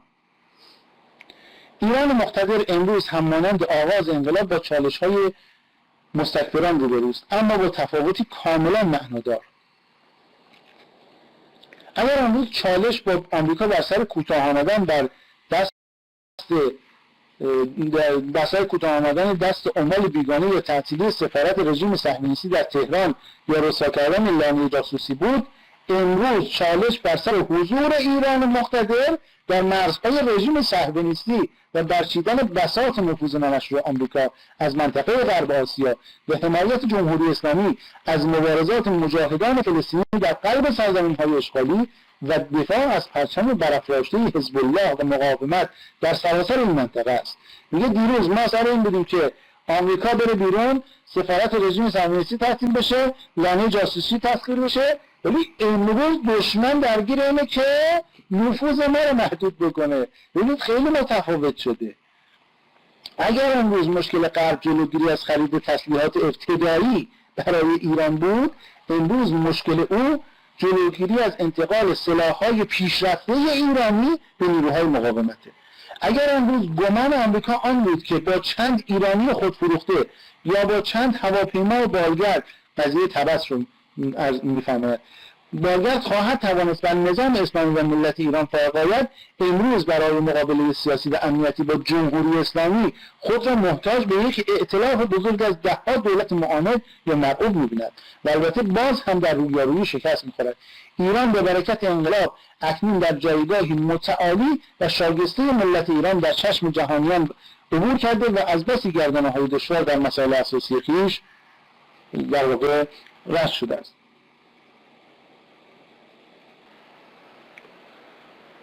خب اجازه بدید من این مطلب رو برسونم تا یک جایی تا انشالله دیگه بریم برای بحث نهار و نماز. انشالله زمان میدیم بهتون. جوانان محور تحقق نظام پیشرفته اسلامی، اما راه طی شده فقط قطعه ای از مسیر افتخارآمیز. برید صفحه بعدی، صفحه 8. اما راه طی شده فقط قطعه ای از مسیر افتخارآمیز به سوی آرمان‌های بلند نظام جمهوری اسلامی است. دنباله این مسیر که به گمان زیاد به دشواری گذشته‌ها نیست، باید با همت و هوشیاری و سرعت عمل و ابتکار شما جوانان طی شود. مدیران جوان، کارگزاران جوان خب یه لحظه ما اتصالمون قطع شد. دوستان اگه صدای من رو میشنرن لطفا از یک رسال بکنم.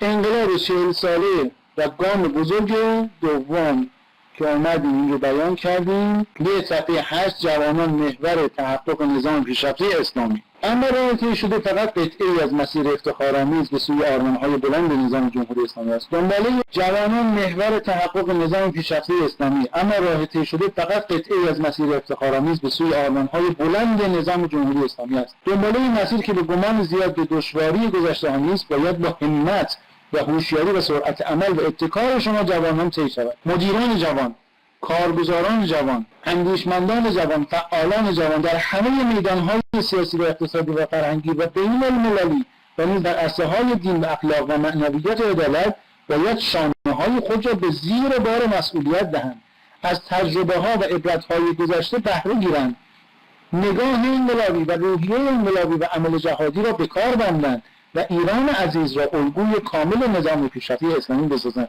عزیزان، رهبر عزیزمون از شما میخواد هر کدوم از شما عزیزانی که دارید توی دانشگاه تحصیل میکنید در رشته مورد نظر خودتون صاحب نظر بشید و دوشهای خودتون رو زیر بار مسئولیت بدید. بیاید وسط میدون و کار رو شروع بکنید. آقا این گام دوم مال شما جوان هاست. شما باید بسازید، شما باید تصمیم بگیرید، شما باید موتور پیشران کشور بشید. نیروی انسانی مستعد و کارآمد با زیربنای عمیق و اصیل ایمانی و دینی مهمترین ظرفیت امیدبخش کشور. ممکنه ما بگیم مهمترین ظرفیت امیدبخش کشور از نظر مقام معظم رهبری در بیانیه گام دوم چیست؟ میشه نیروی انسانی مستعد و کارآمد با زیربنای عمیق و اصیل ایمانی و دینی. این میشه مهمترین ظرفیت امیدبخش کشور. نکته مهمی که باید آینده سازان در نظر داشته باشند این است که در کشوری زندگی میکنند که از نظر ظرفیت‌های طبیعی و انسانی کم نظیر است و بسیاری از این ظرفیت‌ها با غفلت دستاندرکاران تاکنون بی استفاده یا کم استفاده مانده است. همت‌های بلند، انگیزه‌های جوان و انقلابی خواهند توانست آنها را فعال و در پیشرفت مادی و معنوی کشور به معنای واقعی جهش ایجاد کنند. پس آقا جان همتاتون رو بلند کنید عزیزان، انگیزه هاتون رو بیارید وسط میدون، انقلابی باشید. آقا اون ظرفیتایی که شما تو رشته خودتون اگر برید قشنگ درس بخونید صاحب نظر بشید میفهمید کجاها جای کار داره هنوز کار نشده. با نیت پول به دست آوردن، با نیت جایگاه و مقام به دست آوردن نمیرید، با نیت خدمت به مردم، با نیت عبادت الهی میرید انجام میدید. دوشتون میدید زیر بار این مسئولیت. اون ظرفیت میگه تو بعضی روستاها نیست. خب اگر کسی واقعا متخصص این کار باشه بتونه اولویتش رو از نظر مدیریتی بذاره روی روستاهایی که فاقد گاز هستن، خب این خودش یه کار جهادی انقلابیه. ما یه همچین چیزایی رو میخوایم، رهبر عزیزمون همچین چیزایی رو میخواد که اون نواقص شناسایی بشه. ببینید در پهنه گستره ایران عزیزه اگه چند جا یه چند تا مسئولی بیان سر کار که دنبال شهوت و قدرت و یه سری چیزای دیگه باشن، قاعدتا کار ما پیش نمیره. ولی اگر بنده و شما با نیت‌های الهی وارد میدون بشیم، غضب و شهوت و مقام و شهرت و اینا رو بذاریم کنار، برای خدا کار بکنیم، برای خدمت به مردم کار بکنیم، قطعا کار درست میشه. آقا جان پزشکی ما داریم که الان فقیره، متخصص جراح هم هست. خب این داره به مردم خدمت میکنه، محرومیت ها رو به جان خودش خریده اما اجازه نمیده آب تو دل مردمش تکون بخوره، حداقل به اندازه توان خودش. هر کسی در جایگاه خودش میتونه این کار رو بکنه. این خواسته که رهبر عزیزمون داره برای اینکه کارها درست بشه. چون متاسفانه برخی از مسئولین رویگردان شدن از اصول اساسی انقلاب و این کار رو مشکل میکنه. ما باید این تعطیل ها رو مجبورشون کنیم کار کنن. دوستان اگر صدای من رو خوب میشنون لطفا عدد یک رو ارسال بکنن. ببخشید ما باید بگیم عدد یک رو ارسال بکنید. برخی از دوستان ممکنه اینترنتشون مشکلاتی داشته باشه، قاعدتاً باید برطرف کنن دیگه. مهمترین ظرفیت امیدبخش کشور نیروی انسانی مستعد و کارآمد با زیربنای عمیق و اصیل ایمانی و دینی است. جمعیت جوان زیر 40 سال که بخش مهمی از آن نتیجه موج جمعیتی ایجاد شده در دهه 60 است، فرصت ارزشمندی برای کشور است. 36 میلیون نفر در سنین میانه 15 و 40 سالگی، نزدیک به 14 میلیون نفر دارای تحصیلات عالی، رتبه دوم جهان در دانش آموختگان علوم و مهندسی، انبوه جوانانی که با روحیه انقلابی رشد، این همه جوان بیکار هست و این همه چه میدونم مشکلات و گرفتاری ها هست دیگه. این بحث افزایش جمعیت چیه؟ ما که الان نیرو اضافه هم داریم، الان برخی جوانان حالا کار ممکنه براشون کار مناسب گیر نیاد. میخوام بگیم که ببینید دهه 60 یکی از برکات در واقع ایام هست برای ما که دهه 60 نرخ رشد موالید افزایش پیدا میکنه و در این دوره هست که در واقع جمعیتی که تا الان ما داریم باز دامنش رو میبینیم ایجاد میشه. اگر این روند ادامه پیدا میکرد خب اون مشکلاتی نداشتیم، اما الان این روند متوقف شده، چندین ساله، چند ده ساله که این روند متوقف شده و جمعیت ما داره رو به پیری میره. تا چند سال آینده، چند ده سال آینده، حالا کمتر یا بیشتر، اگر با همین روند ما پیش بریم و در واقع افزایش جمعیت نداشته باشیم، قاعدتاً با پیری جمعیت مواجه میشیم و در اون حالت صندوق‌های بازنشستگی ممکنه ورشکست بشن، نیروی کارآمد دیگه ما نداریم، مجبور میشیم نیروی کار رو از خارج کشور وارد بکنیم و خیلی چیزهای دیگه. به همین خاطر یکی از جهادهای بزرگی که امروزه حالا افرادی که متأهلن باید داشته باشن و افرادی هم که مجرد هستن باید حتما زودتر ازدواج بکنن و بهش بپردازن، فرزندآوریه. چون فرزندآوری باعث میشه آینده کشور ما تضمین بشه. ما از نظر در واقع مشکلات بعدی که به وجود میاد تو بحث در واقع صندوق‌های بازنشستگی، تو بحث بیمه ها، توی بحث نیروی کارآمد، اگر می‌خوایم در واقع بحث کارمون ارزشمند باشه و بتونیم جلو بریم، قاعدتاً باید بحث فرزندآوری رو جدی بگیریم. ببینید ما در دهه 60 یک همچین موجی رو داریم و این خیلی کمک کرده تا الان که ما جمعیت جوانمون برقرار بمونه. ببینید فرزندآوری درست مسئولیت زاست، اما خود خداوند در واقع به عهده گرفته، میگه که آقا جان اگر شما فقیر هستید از ازدواج نترسید، خدا از فضل خود شما رو بی‌نیاز میکنه. خب یکی از کارکردهای ازدواج هم فرزندآوریه، پس خداوند فرزندآوری رو هم در نظر گرفته که فرموده اگر شما فقیر هستید حتی ما از فضل کنید. خود خداوند در قرآنش تضمین کرده. البته این منافی با این نیست که انسان باید برنامه‌ریزی بکنه، به اندازه توانتون برنامه‌ریزی بکنید، بقیه‌شو خدا و اهل بیت برای شما درست میکنن، اینو نگران نباشید. ببینید اگر پسر خالتون، پسر عموتون مولتی میلیاردر باشه و به شما بگه آدم خوبی هم باشه، آدم خیرخواهی هم باشه، کارش درست باشه، به شما بگه آقا فردا من چکتو پاس میکنم، اون شب خیلی شادی اصلا تو پوست خودت نمیگنجه، میگه آقا پسر خالم آدم خیرخواه خوبیه، پولدارم هست، دست به خیرت، چندین مرتبه این کارو کرده، من خیالم راحته. اما وقتی خدا به صراحت تو قرآن داره میگه اگر فقیر هستید تو بحث ازدواج از فقر نترسید، من از فضل خودم بی‌نیازتون میکنم، خدایی که ما بارها برامون خدمت کرده، بارها کار برامون درست کرده، بارها ما رو در کارها حمایت کرده، حرفشو گوش نمیکنیم.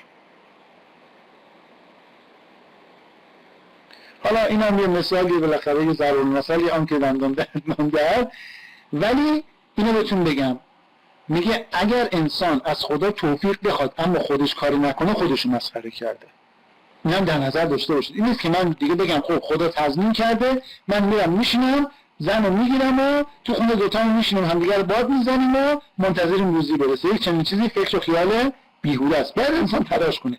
اگر ازدواج بکنید خداوند به اون تلاشتون برکت میده، مضاعف هم برکت میده. این به کرات تجربه شده. دوستان تضمین از تضمین خداوند بالاتر میخواید؟ خدا تو قرآنش گفته اگر فقیر باشید تو بحث ازدواج نترسید، خدا از فضل خودش بی‌نیازتون میکنه. وقتی خدا میگه تو ازدواج نترسید، فکر بچه دار شدنتون هم کرده، فکر خرج پوشکش هم کرده، فکر چه میدونم شیر خشکشان کرده، فکر همه چیزشان کرده.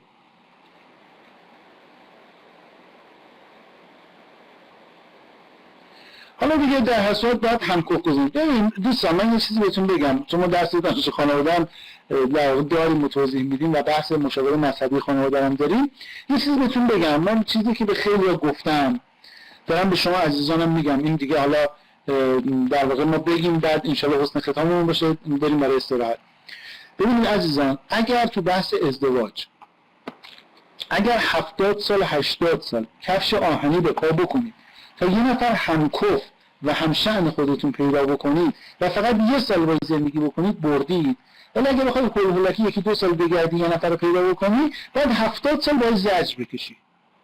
این اصل تجربه شده است. پس شما بگردید همکف و همشأن خودتون رو پیدا بکنید و مطمئن باشید خدا به تلاش شما برکت میده. خدا کمکتون میکنه، خدا براتون ایجاد میکنه. خدا و اهل بیت تنها کسانی هستند که میشه رو حرفشون چک سفید امضا کشید. پس اینها رو لطفاً بهش دقت بکنید. وعده های خداوند حق و درسته، وعده های اهل بیت حق و درسته و هر کسی روی اینا ببنده باخت نمیده. دوستان انشاءالله به مدت 45 دقیقه میریم برای بحث نماز و نهار. دوستان انشاءالله التماس دعا دارید فقط کسی از این کلاس خارج نشه، یعنی همینجوری صفحتون باز باشه. انشاءالله برید برای نماز به مدت 45 دقیقه، یعنی الان 13 و حالا 15 دقیقه بگیریم تقریبا تا ساعت تقریبا 14 برمیگردیم. اگه دوستان متوجه شدن که ساعت 14 برمیگردیم ادامه میدیم، عدد 2 رو ارسال بکنم و در کلاس بمونه. یعنی صفحتون رو نبندید، بذارید باز باشه، چون اگه خارج بشه درتون غیبت ثبت میکنه سامانه. فقط با پژوهشه که تو میتونی خودت رو متولد بکنی و رو هوا بزننت و ببرنت. همه اون کسانی که امروز براشون استاد پروازی هستن بلند میشن کشورهای دیگه میرن آموزش میدن میان دستمزد خوب بهشون میدن، سر این هست که چی؟ اهل پژوهش بودن، خودشون رو به جامعه علمی شناسا دادن به قول خودمون. ببین کار اینه که شما از الان زمینه پژوهشی واسه خودتون ایجاد کنید. زمینه پژوهشی یعنی چی؟ یعنی باید بگردی الان رشته‌تون چیه شما؟ من چون لیست جلوم نیستش.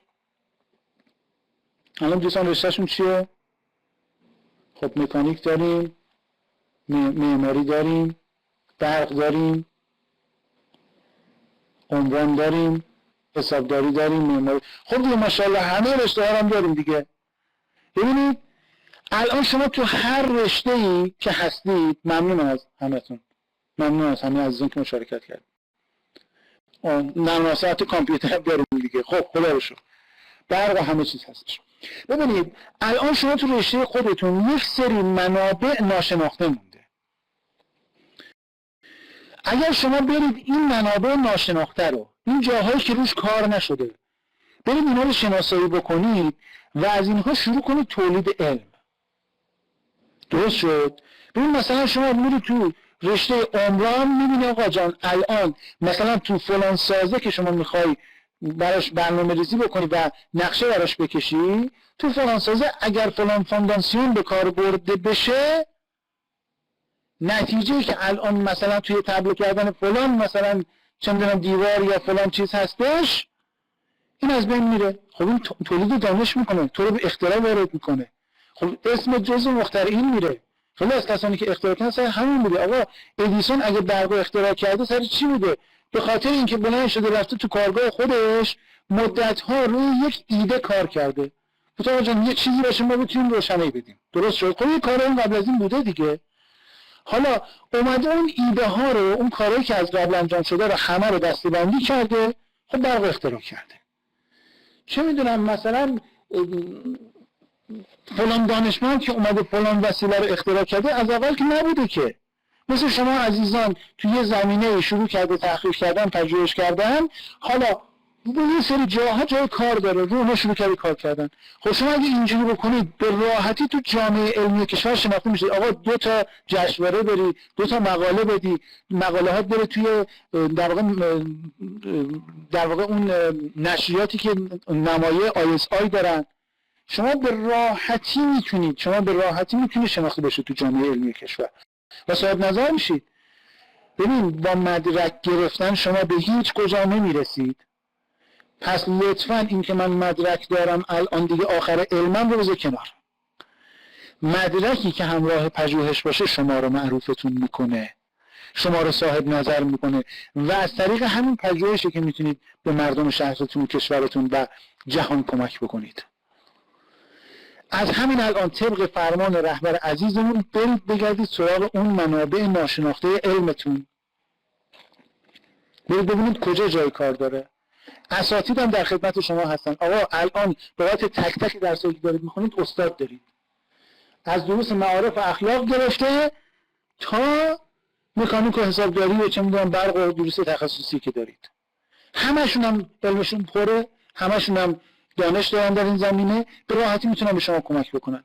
شما فعلا بگی نرفتن فرزاد برگشتن به قول خودمون، حالا مثال دیگه خیلی راحت الان میتونید تو این دوره طلایی عزیزان استفاده کنید، اساتید رو ازشون بهره ببرید، زمینه پژوهش در خودتون یاد کنید، یه کاری بکنید وقتی به دوره کارشناسی ارشد رسیدید از همین الان پایان نامه‌تون موضوعش آماده باشه. یه کاری بکنید که از همین الان موضوع رساله و تز دکتریتون آماده باشه که دیگه رسیدید اونجا فقط اون 3 ترمی که مثلا میخونید، 2 ترمی که میخونید تا بحث آموزشی تمام بشه دیگه اون ایده پرورش داده بشه. تو همون دوره از اساتید اونجا استفاده بکنی، از علم‌های بالاتر استفاده بکنی برای اینکه اون جایگاه خودت رو بسازی. اگر توی پایان نامه یه علمی تولید بشه، توی رساله دکترا یه علمی تولید بشه که بر اساس اون علم بشه نیازی از نیازهای جامعه رو برطرف کرد، مطمئن باش رو هوا شما رو میبرن. پس لطفاً اهل پژوهش باشید. راجع به بحث پژوهش تو اینترنت بیشتر جستجو بکنید. ما هم سعی می‌کنیم توی کلاس‌ها راجع به صحبت بکنیم. خواهش می‌کنم. خب سلام مجدد، لطفا عدد یک رو ارسال بکنید، حضورتون ثبت بشه و ادامه بدیم انشاءالله. همه دوستان عدد یک رو ارسال بکنن، حضورشون ثبت بشه و ادامه بدیم انشاءالله. ممنونم از همه عزیزان.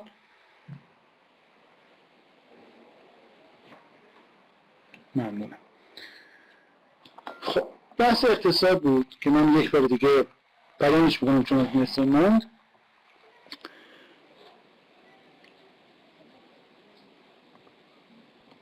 تأکید بر تقویت اقتصاد مستقل کشور که مبتنی بر صفحه 10.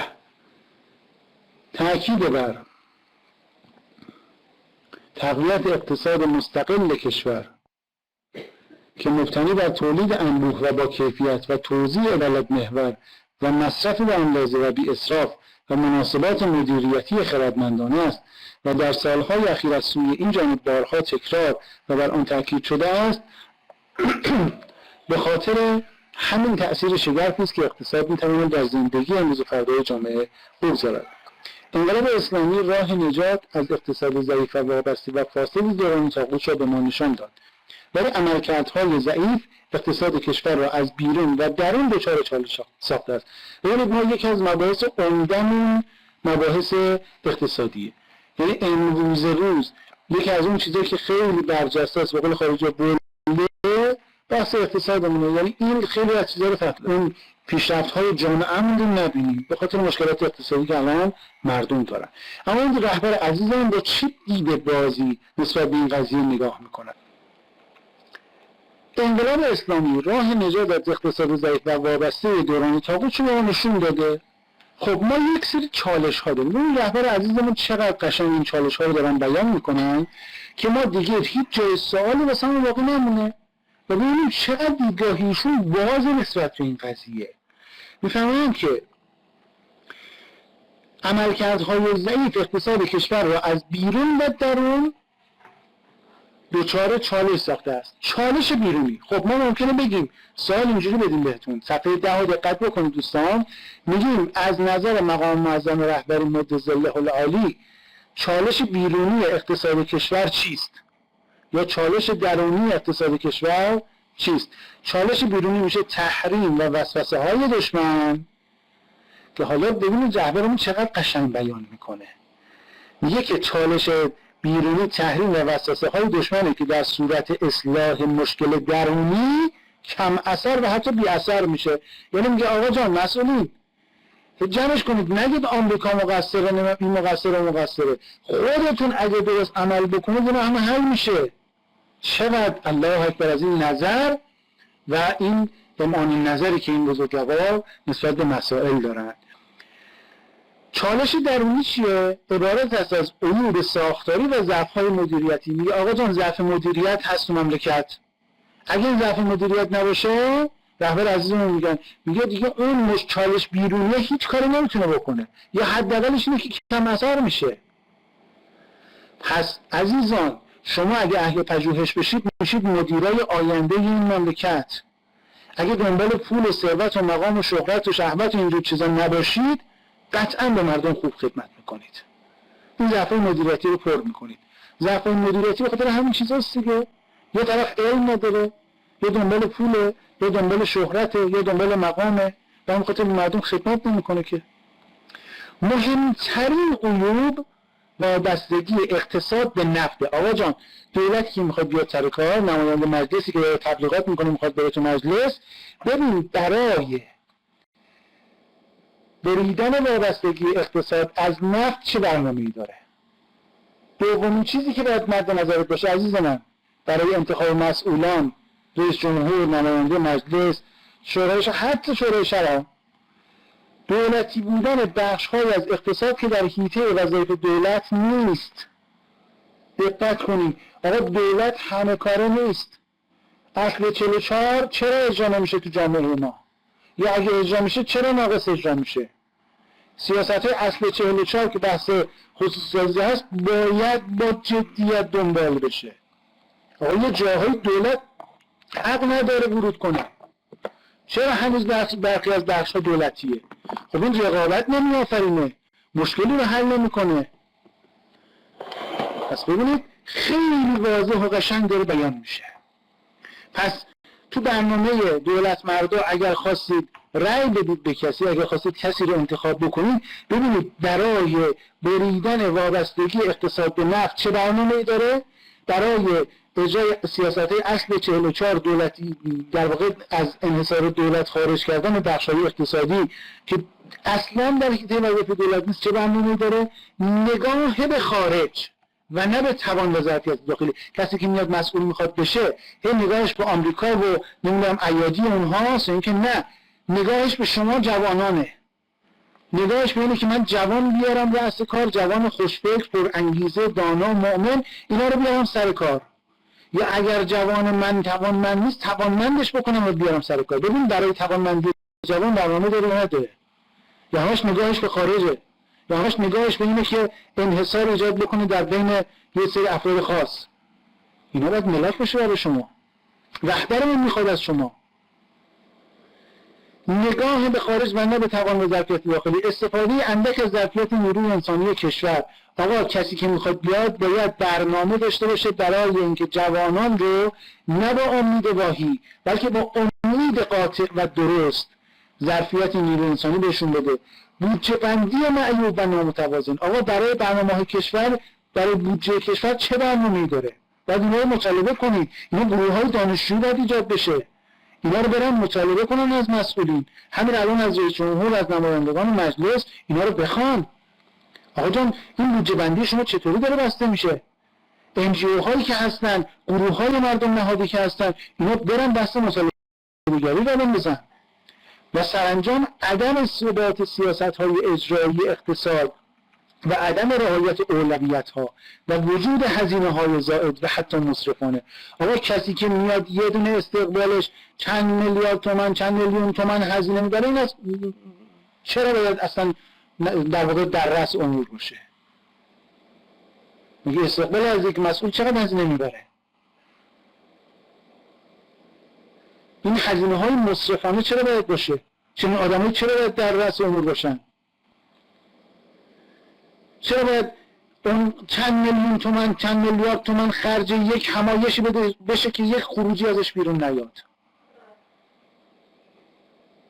چرا باید این اتفاق بیفته؟ اینجا آدم‌ها رو شناسایی کنیم، بیرونشون کنیم، ازشون مطالبه گری کنیم. این درخواست رهبر ماست.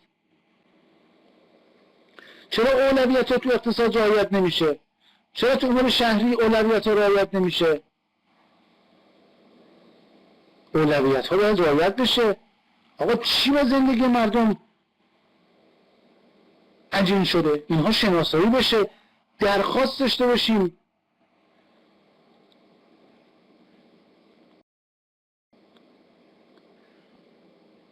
که اینا تو بخشای از دستگاه حکومتی وجود داره و مردم باید مطالبه گر بشن طبق نظر مقام رهبری. نکته بعدی، نتیجه اینها مشکلات زندگی مردم از قبیل بیکاری جوان ها. میگه آقا اگه اینا درست نشه بیکاری همچنان ادامه داره، فقر درآمدی در طبقه ضعیف و امثال اونه.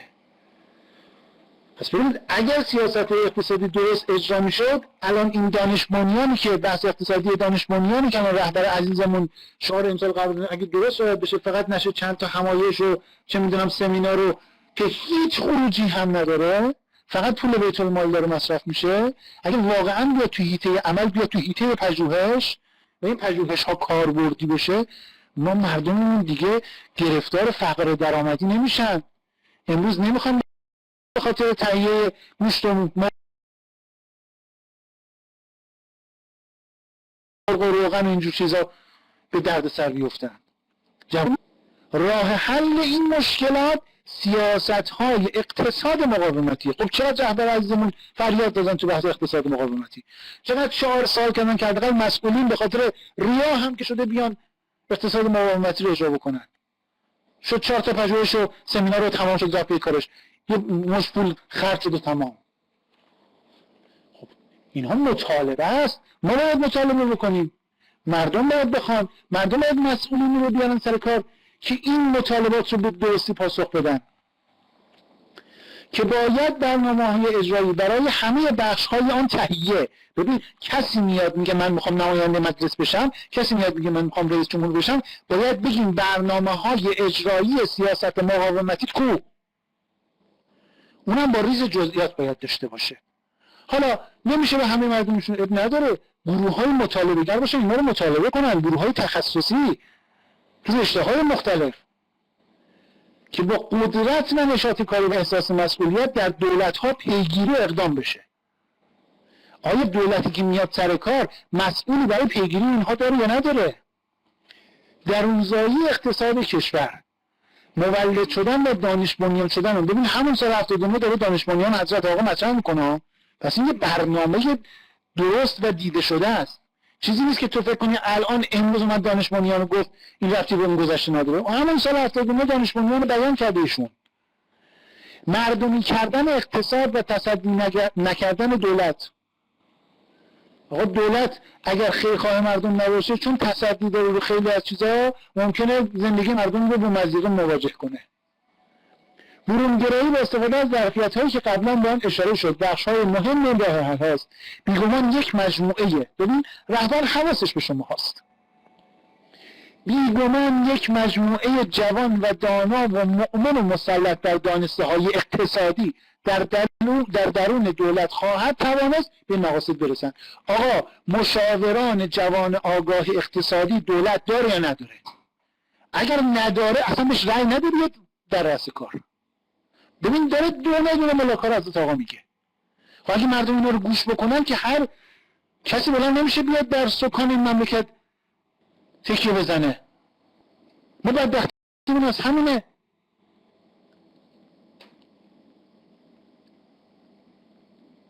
که مردمی که باید رأی بدن این رو باید بخونن.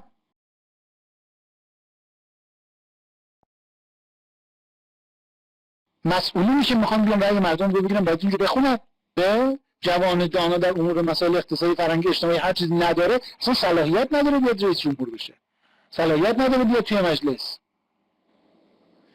دوران پیش رو باید میدان فعالیت چنین مجموعه‌ای باشد. آقا الان اصلا 97 ما چقدر گذشته؟ رهبران مطالبهش اینه که همچین گروه‌هایی بیان وسط میدون، چنین مجموعه‌هایی بیان. جوانان عزیز در سراسر کشور بدانید که همه راه حل‌ها در داخل کشوره. میگه هر کسی میاد میگه آقا جان ربط داره به آمریکا و تحریم فلان، آقا بزنید تو دیوار. همه چی تو داخل کشور جوابش هست. این که کسی گمان کند که مشکلات اقتصادی صرفا ناشی از تحریم است و علت تحریم هم اینه که ما مقاومت ضد استکباری کردیم، جلوی آمریکا وایسادیم، تو دهن آمریکا و اسرائیل زدیم، پس راه حل اینه ما بریم زانو بزنیم در مقابل دشمن، بوسه بزنیم در پنجه گرگ. این خطای نابخشودنیه. این تحلیل سراپا غلطه. آقا کسایی که وام میدن در مقابل آمریکا، در مقابل قدرت‌های دیگه، اینا اصلاً صلاحیت و شایستگی مدیریت جامعه رو ندارند. هرچند گاه از زبان به قلم برخی غفلت زدگان داخلی صادر می شود. میگه اونایی که تو داخل این حرفا رو میزنن اینا غفلت زدن. حالا اگر چی میگن خیانتکار نباشن، اما منشأ آن کانونهای فکر و توطئه خارجی است که با صد زبان به تصمیم سازان و تصمیم گیران و افکار عمومی داخلی القا می شود. آقا از بیرون تصمیم گیری میکنند، القا میکنن به برخی از مردم و برخی از مسئولین و اینا هم بله دیگه بوق کرنا میگیرن و شروع میکنن حرکت کردن. چهارم، عدالت و مبارزه با فساد. آقا مبارزه با فساد کمک همه رو میخواد. عدالت و مبارزه با فساد این دو لازم و ملزوم یکدیگر هستند. آقا تا ما مبارزه با فساد نکنیم عدالت تبلور پیدا نمیکنه. باید ما مبارزه با فساد بکنیم تا عدالت تبلور پیدا بکنه. فساد اقتصادی و اخلاقی و سیاسی توده چرکین کشورها و نظامها و اگر در بدنه حکومت‌ها عارض شود زلزله ویرانگر و ضربه زننده به مشروعیت آنهاست و این برای نظامی چون جمهوری اسلامی که نیازمند مشروعیتی فراتر از مشروعیت‌های مرسوم و مبنایی‌تر از مقبولیت اجتماعی است بسیار جدی و بنیانی است. این بیشتر از نظام‌های دیگه ما نیاز داریم. وسوسه مال و مقام و ریاست حتی در علوی ترین حکومت تاریخ، یعنی حکومت خود حضرت امیر علیه السلام، کسانی رو لغزون. پس خطر بروز این تهدید در جمهوری اسلامی هم که روز مدیران و مسئولانش مسابقه زهد انقلابی و ساده زیستی میدادن هیچ موقع بعید نبوده و نیستش. خب این ایجاب میکنه که دستگاه‌های کارآمد با نگاهی تیزبین و رفتار قاطع در قوای سگانه حضور دائم داشته باشند و به معنای واقعی با فساد مبارزه کنند، به ویژه در درون دستگاه‌های حکومتی. ببینید کسی که میخواد باید نماینده مجلس بشه، ببینید به طرح‌هایی که باعث میشه در واقع اختیاراتش محدود بشه رأی میده یا نمیده. اگه قرار نظارتی روشون صورت بگیره به این نظارت میپیونده یا نمیپیونده. آیا دنبال شفافیت در درآمدهاش، در چه میدونم اموالش اینا هست یا نیستش؟ با مردم صادق یا نه؟ مثل خود امیرالمومنان که میگه من روزی که آمدم ما با اندکی امکاناتی اومدم، روزی هم که میخوام ما همین امکانات میرم. کفش پارش رو وسیله میزنه اما کفش جدیدی نمیخره. آیا اینجوری عمل میکنن یا نه؟ اگه عمل نمیکنن اصلا قحط الرجال که نیستش که. نگمارید در کار. برید بگردید شخصیتی رو پیدا بکنید، خودتون بهش پیشنهاد بدید بیاد جلسه کار. براش تکلیف شرعی ایجاد بکنید. کسی که میاد جلسه کار تو دولت، ببینید تیم مبارزه با فساد اقتصادی داره یا نه، با مفاسد اقتصادی و اجتماعی ها داره یا نداره. اگه نداره نگمارید در کار. البته نسبت فساد در میان کارگزاران حکومت جمهوری اسلامی در مقایسه با بسیاری از کشورهای دیگر و به خصوص با رژیم طاغوت که سرتاپا فساد پرور بود بسی کمتر است و به حمدالله مأموران این نظام غالبا سلامت خود را نگاه داشتند، ولی حتی آنچه هست غیر قابل قبوله. بیان شهر کورا رو یادتون بیاد دیگه. حالا ما یه دو نفر مسئول فاسدم دیدیم، قرار نمیشه بگیم همه فاسدن، ولی میگم آقا اون اندکم برای ما غیر قابل قبوله، اصلا نمیتونیم بپذیریم. حضرت آقا اصلا دکترشون نمیره که آقا جان حتی یه اندازه چه میدونم یه سر سوزن هم فساد تو جامعه باشه.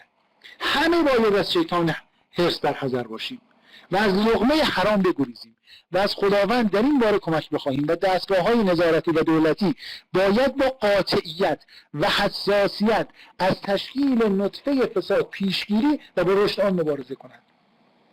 این مبارزه نیازمند انسان‌هایی با ایمان و جهادگر. آقا اگر قراره کسی بیاد مبارزه با فساد کنه باید اهل ایمان باشه، باید جهادگر باشه، باید منیع الطبع باشه، یعنی طبعش گسترده باشه.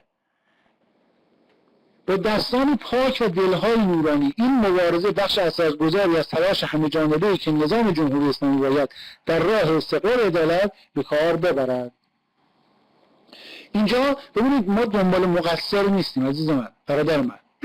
ما اینجا میگیم آقا یه روندی که باید به سمت یک تعالی میرفته، به سمت حکومت علوی میرفته، از طریق مسئولینی که رویگردان شدن از ارزش‌های انقلابی، اینا مسیرها تا یه حدودی منحرف شده. درست شد. یه فاصله بین بایدها و واقعیت‌ها، ببین من دارم درس رو مرور میکنم و یه فاصله بین بایدها و واقعیت‌ها به وجود اومده که بارها این فاصله بین بایدها و واقعیت‌ها درست شده و هیچ کجا به بند رسیدن و پاره نشده و دوباره برگشته تو مسیر. ببین ایراد از اونجایی شروع میشه که مسئولی بیاد سر کار، کسی مسئول بشه در رأس کار که هدفش خدا و خدمت به مردم نباشه، دنبال شهوت، قدرت، پول، مقام، شهرت، دنبال اینجور چیزا باشه، دنبال فامیل بازی باشه. درست شد که اینو ما راحت میتونیم بفهمیم دیگه. آقا من مثال هم زدم، گفتم کسی اومده تو شورای شهر چند میلیارد خرج کرده برای اینکه چند میلیون تومان ببره، اون عاقلانه است مگه میشه طرف هزار تا خلاف بکنه بعد ما هم ببینش رای بدیم بیاد این چه میدونم رئیس شورای شهر هم بشه؟ میشه چنین چیزی؟ بعد اون آدمی که صاف و صادق کار کرده هیچی؟ معلومه کسانی که میگن انگیزه هاشون قشنگ معلومه که با چه انگیزه‌ای وارد این سیستم شدن و برای چی اومدن. ما نباید جولان بهشون بدیم.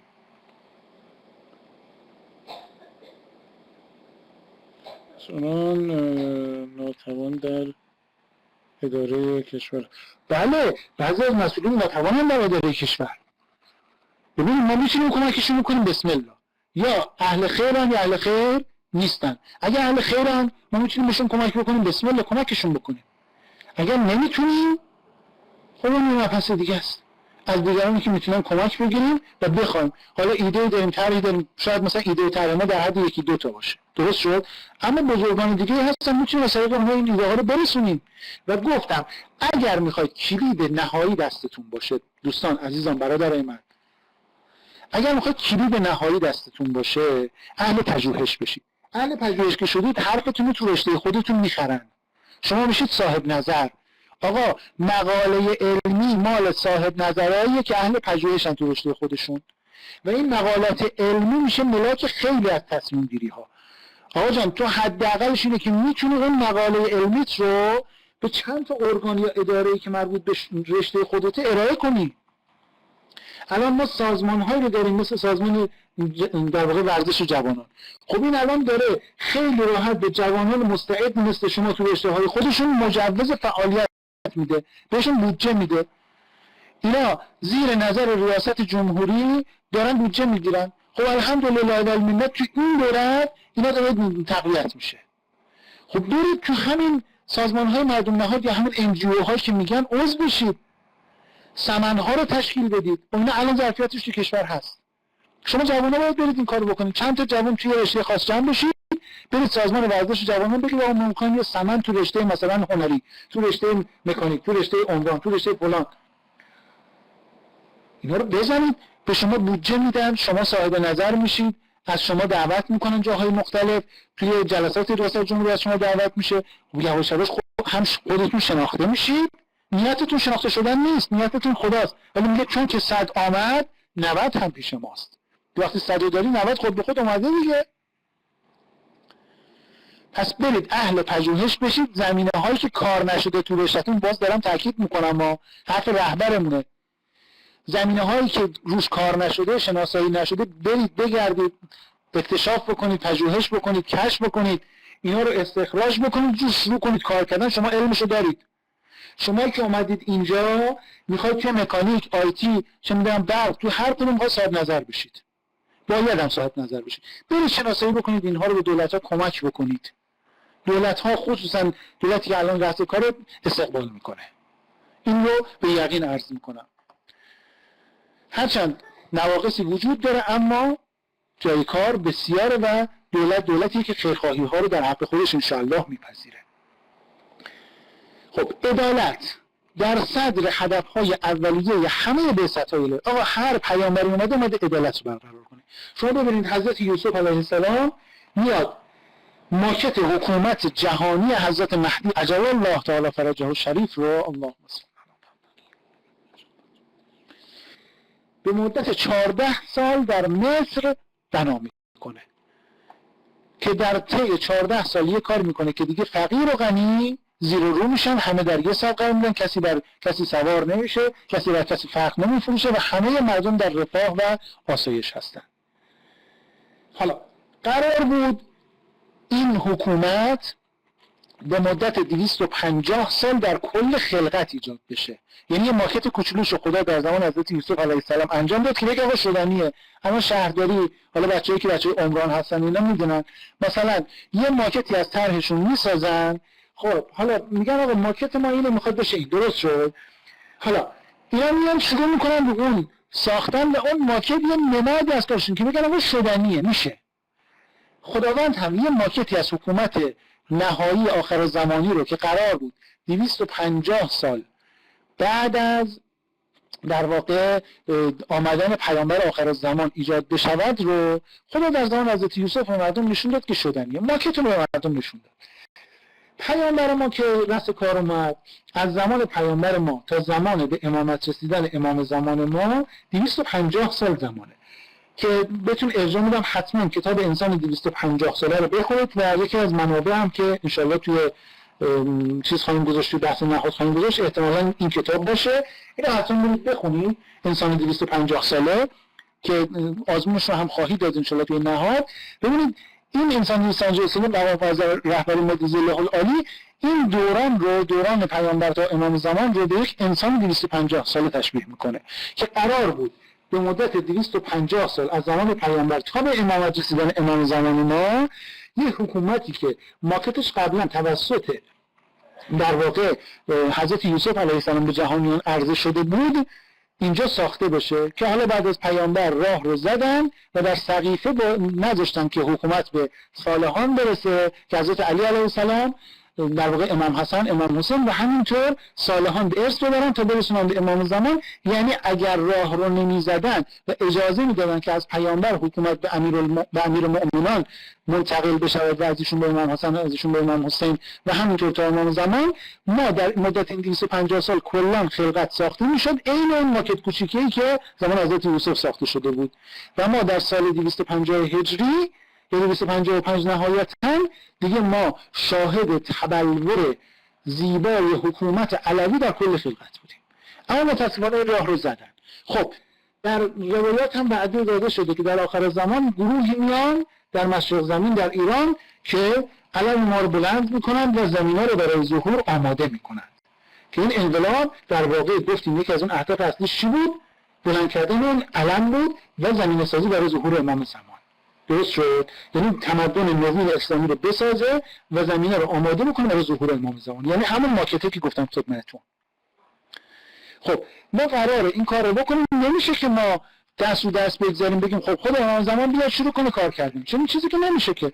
امام زمان میگه شما تلاش بکنید، چون انتظار یعنی تلاش کردن، نه اینکه بشینید یه جا فقط دعا کنید، این فایده نداره که. تلاش بکنید، با تلاشتون برید جلو. ما هم داریم تلاش بکنیم در این انقلاب تا برسونیم به اونجایی که باید برسه.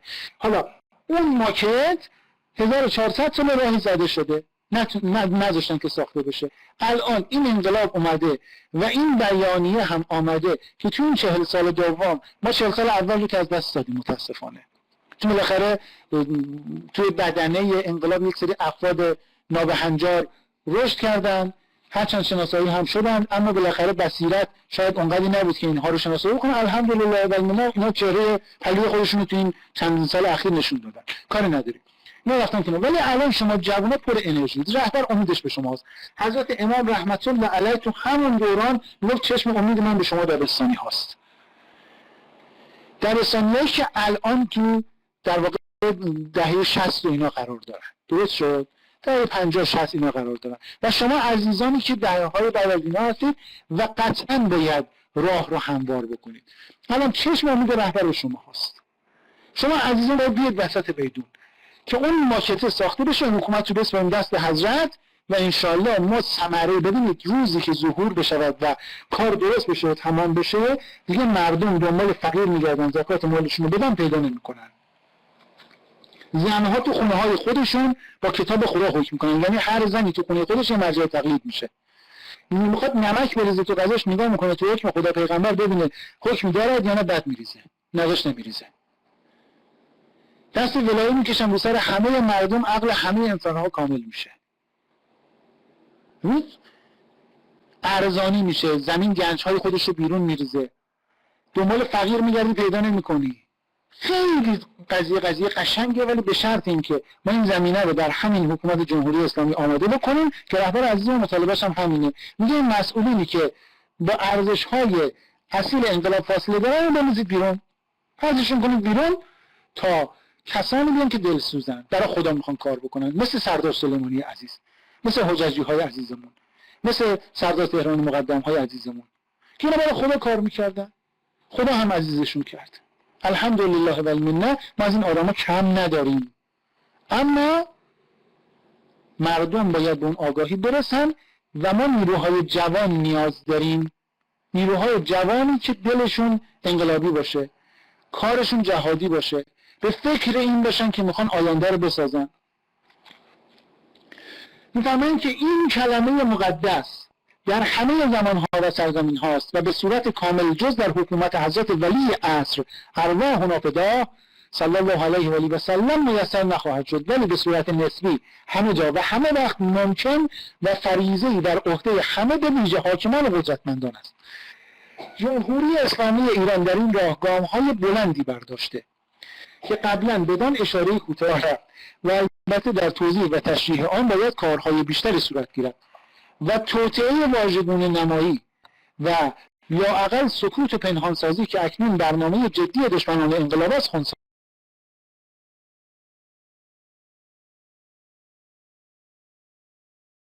خب دوستان صدای من رو میشنون؟ دوستان صدای من رو میشنون؟ اعلام بکنید. بله ممنونم، تشکر. یه لحظه اینترنتتون رو رفتم. خب ممنونم از همه شما. ببین همین جانب جوانان عزیزی، ببین داره با شما صحبت میکنه رهبر عزیزمون. به جوانان عزیزی که آینده کشور چشم انتظار آنها، صریحا میگویم آنچه تاکنون شده به آنچه باید میشده و بشود دارای فاصله ژرف است.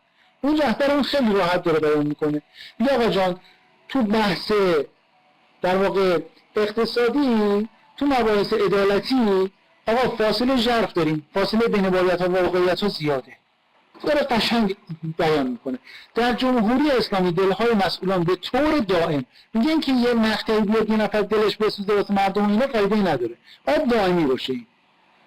آدمایی که دم انتخابات میان مهربون میشن فایده‌ای ندارن، آدمایی باشن که هر لحظهشون دغدغه مردم رو داشته باشن.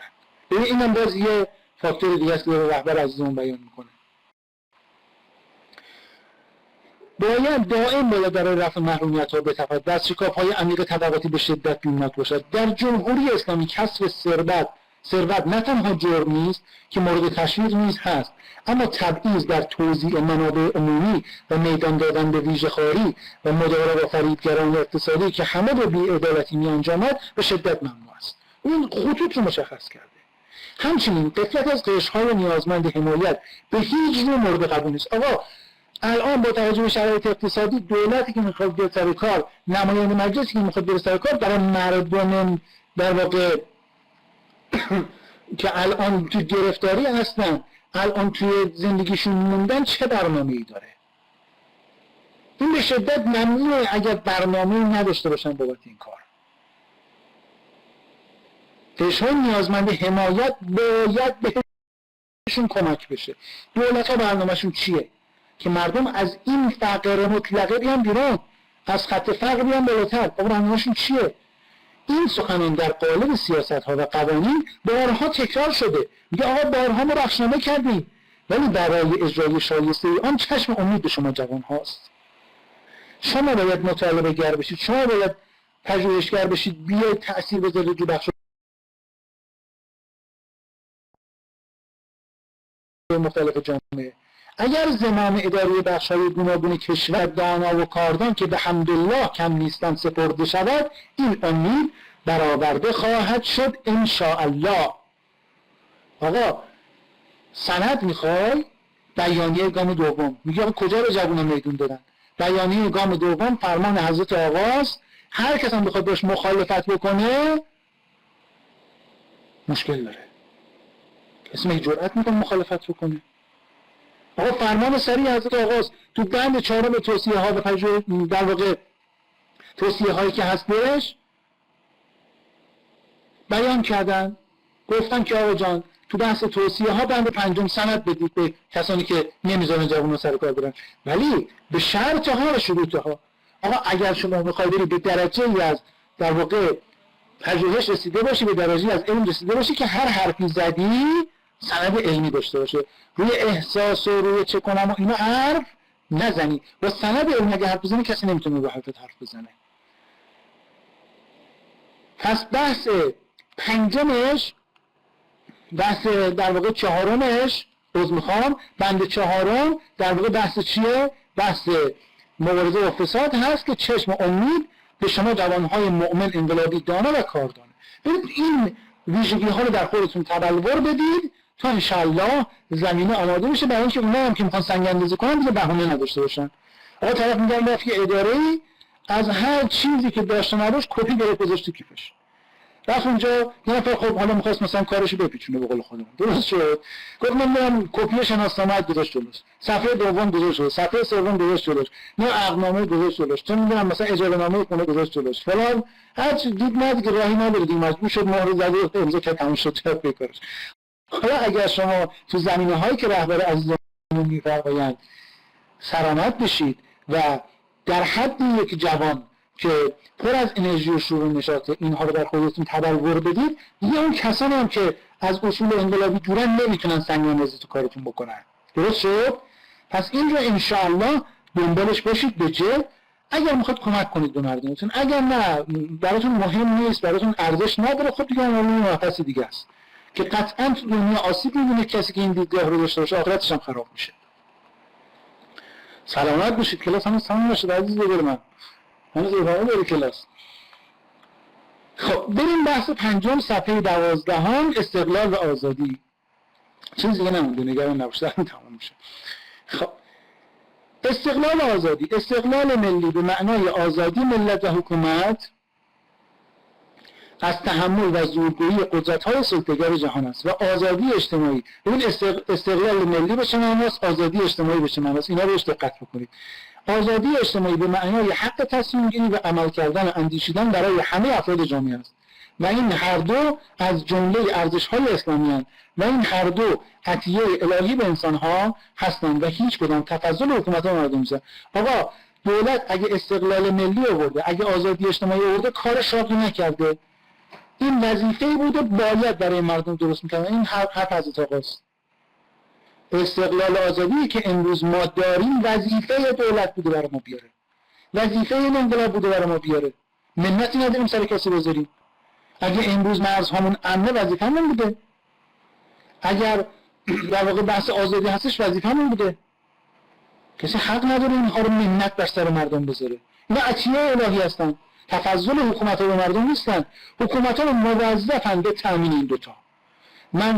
منزلت آزادی و استقلال رو کسانی بیشتر می‌دونن که برای اون جنگیدن. ملت ایران با جهاد 40 ساله خود از جمله آنهاست. استقلال آزادی کنونی ایران اسلامی دستاورد بلکه خوناورد صدها هزار انسان والا و شجاع و فداکار است، غالباً جوان، ولی همه در رتبه‌های رفیع انسانیت. این ثمر شجره طیبه انقلاب را با تعبیر و توجیه‌های صادقانه و بعضاً مغرضانه نمی‌توان در خطر قرار داد. همه مخصوصاً دولت جمهوری اسلامی موظف به حراست از آن با همه وجودند. بدیهی است که استقلال نباید به معنی زندانی کردن سیاست و اقتصاد کشور در میان مرزهای خود و آزادی نباید در تقابل با اخلاق و قانون ارزش‌های الهی و حقوق عمومی تعریف شود. آقا آزادی معنا داره. از نظر رهبر عزیزمون آزادی تعریفش چیه؟ اینجا نوشته شده. از نظر رهبر عزیزمون استقلال معناش چیه؟ اینجا نوشته شده. ششم، عزت ملی، روابط خارجی، مرزبندی با دشمن. عزت ملی، روابط خارجی، مرزبندی با دشمن، این هر سه شاخصه های از اصل عزت، حکمت و مصلحت در روابط بین المللی هستند.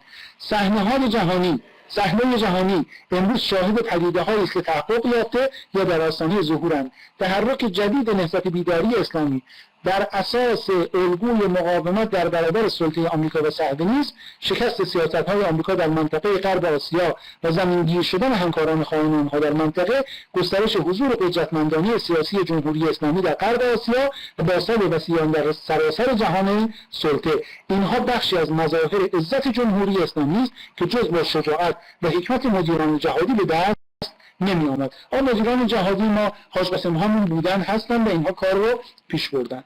ما کسایی رو میخوایم توی اقتصادمون، توی سیاستمون، توی جاهای مختلف که مثل حاج قاسم باشن، علاوه بر در واقع احترام نظامش احترام قلبیش هم بذاره، ولایت مدار کامل باشه. اینها بخشی از مظاهر عزت بود که گفتیم.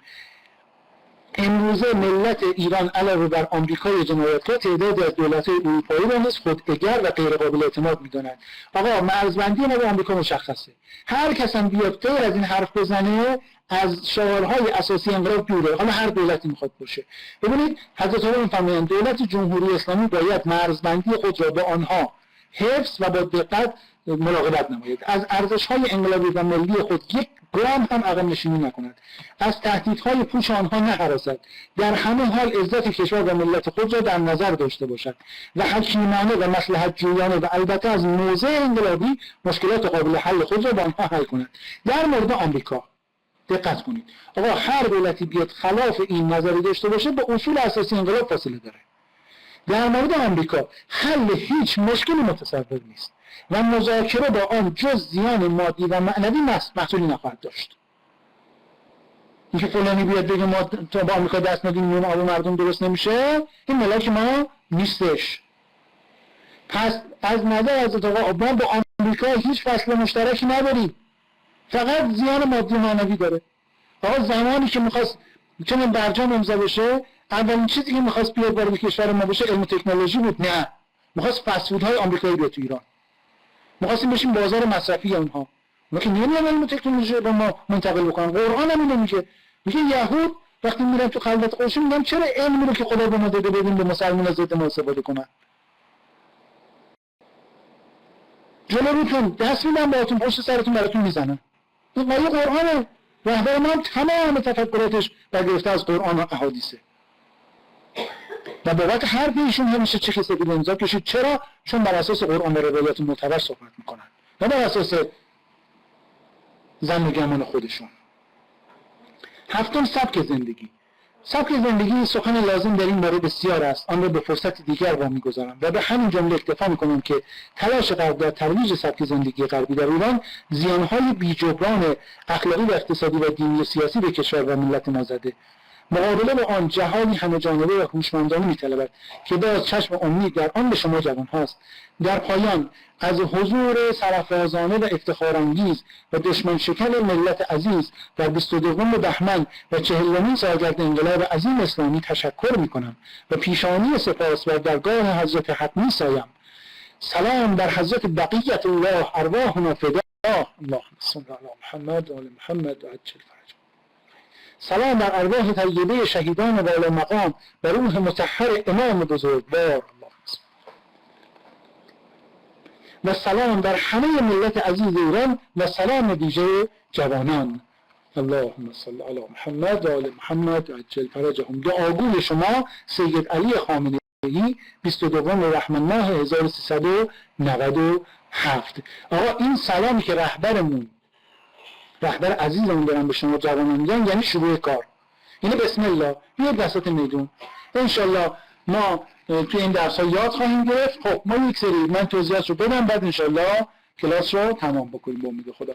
عزیزان ببینید من به امتحانی شما دو تا جزوه‌ای که من در سمیاد بارگذاری کردم، یک جزوه PDF هست که همین چیزی که ما 12 صفحه‌ای که با هم خوندیم، یک فایل ورد هم هستش. من انشالله دوستان حتما باید مطالعه بفرمایید، فعالیت سمیاد رو انجام بدید. توی این هفته انشالله حالا تا اواسط هفته آینده ما انشالله بحث نهاد رو راه‌اندازی می‌کنیم و اطلاعاتش رو خدمتتون خواهیم گفت. یه بخش پژوهش هم هستش که دوستان باید تحقیق کنن. من موضوعاتی رو در گروه اعلام می‌کنم و از دوستان میخوام که در واقع راجع به این تحقیق بکنم. حالا احتمال داره تو جلسه آینده چون نزدیک هست تو همین جلسه من منابع رو خدمتتون انشالله اعلام بکنم. خب اگر بین دوستان کسی هست که هنوز عضو گروه واتساپی نشده عدد 2 رو ارسال بکنه. اگر از عزیزان کسی هست که عضو گروه واتساپی نشده عدد 2 رو ارسال بکنه. خب آقای یوسفی شما این دوستان شخصی من رو در واتساپ دارید؟ خب این دوستانی که عدد 2 رو ارسال میکنم بگن شخصی بنده رو در واتساپ دارن یا نه؟ خب آقای یوسفی ندارن. آقای اسفندیاری ندارن. خب ببینید دوستان ما چون ثبت حضور غیابمون یک بارم در واتساپ انجام میشه در گروه واتساپی. خب دوستانی که الان شخصی واتساپ من ندارن تا تقریبا یه 5 دقیقه دیگه زحمت بکشن وارد سمیات بشن برن تو صفحه اصلی درس من این لینک رو اونجا میذارم از اونجا عضو گروه بشن من گروه رو دیرتر میبندم. فقط دوستان یه لطفی بکنید وارد گروه که میشید بجز نام و نام خانوادگی لطفا چیزی ننویسید. هر دانشجوی بجز نام و نام خانوادگی چیز دیگری بنویسه تو گروه هم گروه بسته میشه هم که براش در واقع مشکل انضباطی ایجاد میکنه دیگه. اینو لطفا رعایت بکنید که ما مجبور نشیم گروه رو ببندیم. آره چیز گذاشتم دیگه همین الان گذاشتم این دوستانی که عضو نشده بودن همین الان عضوشن به من اعلام بکنن عضو شدن یا نه.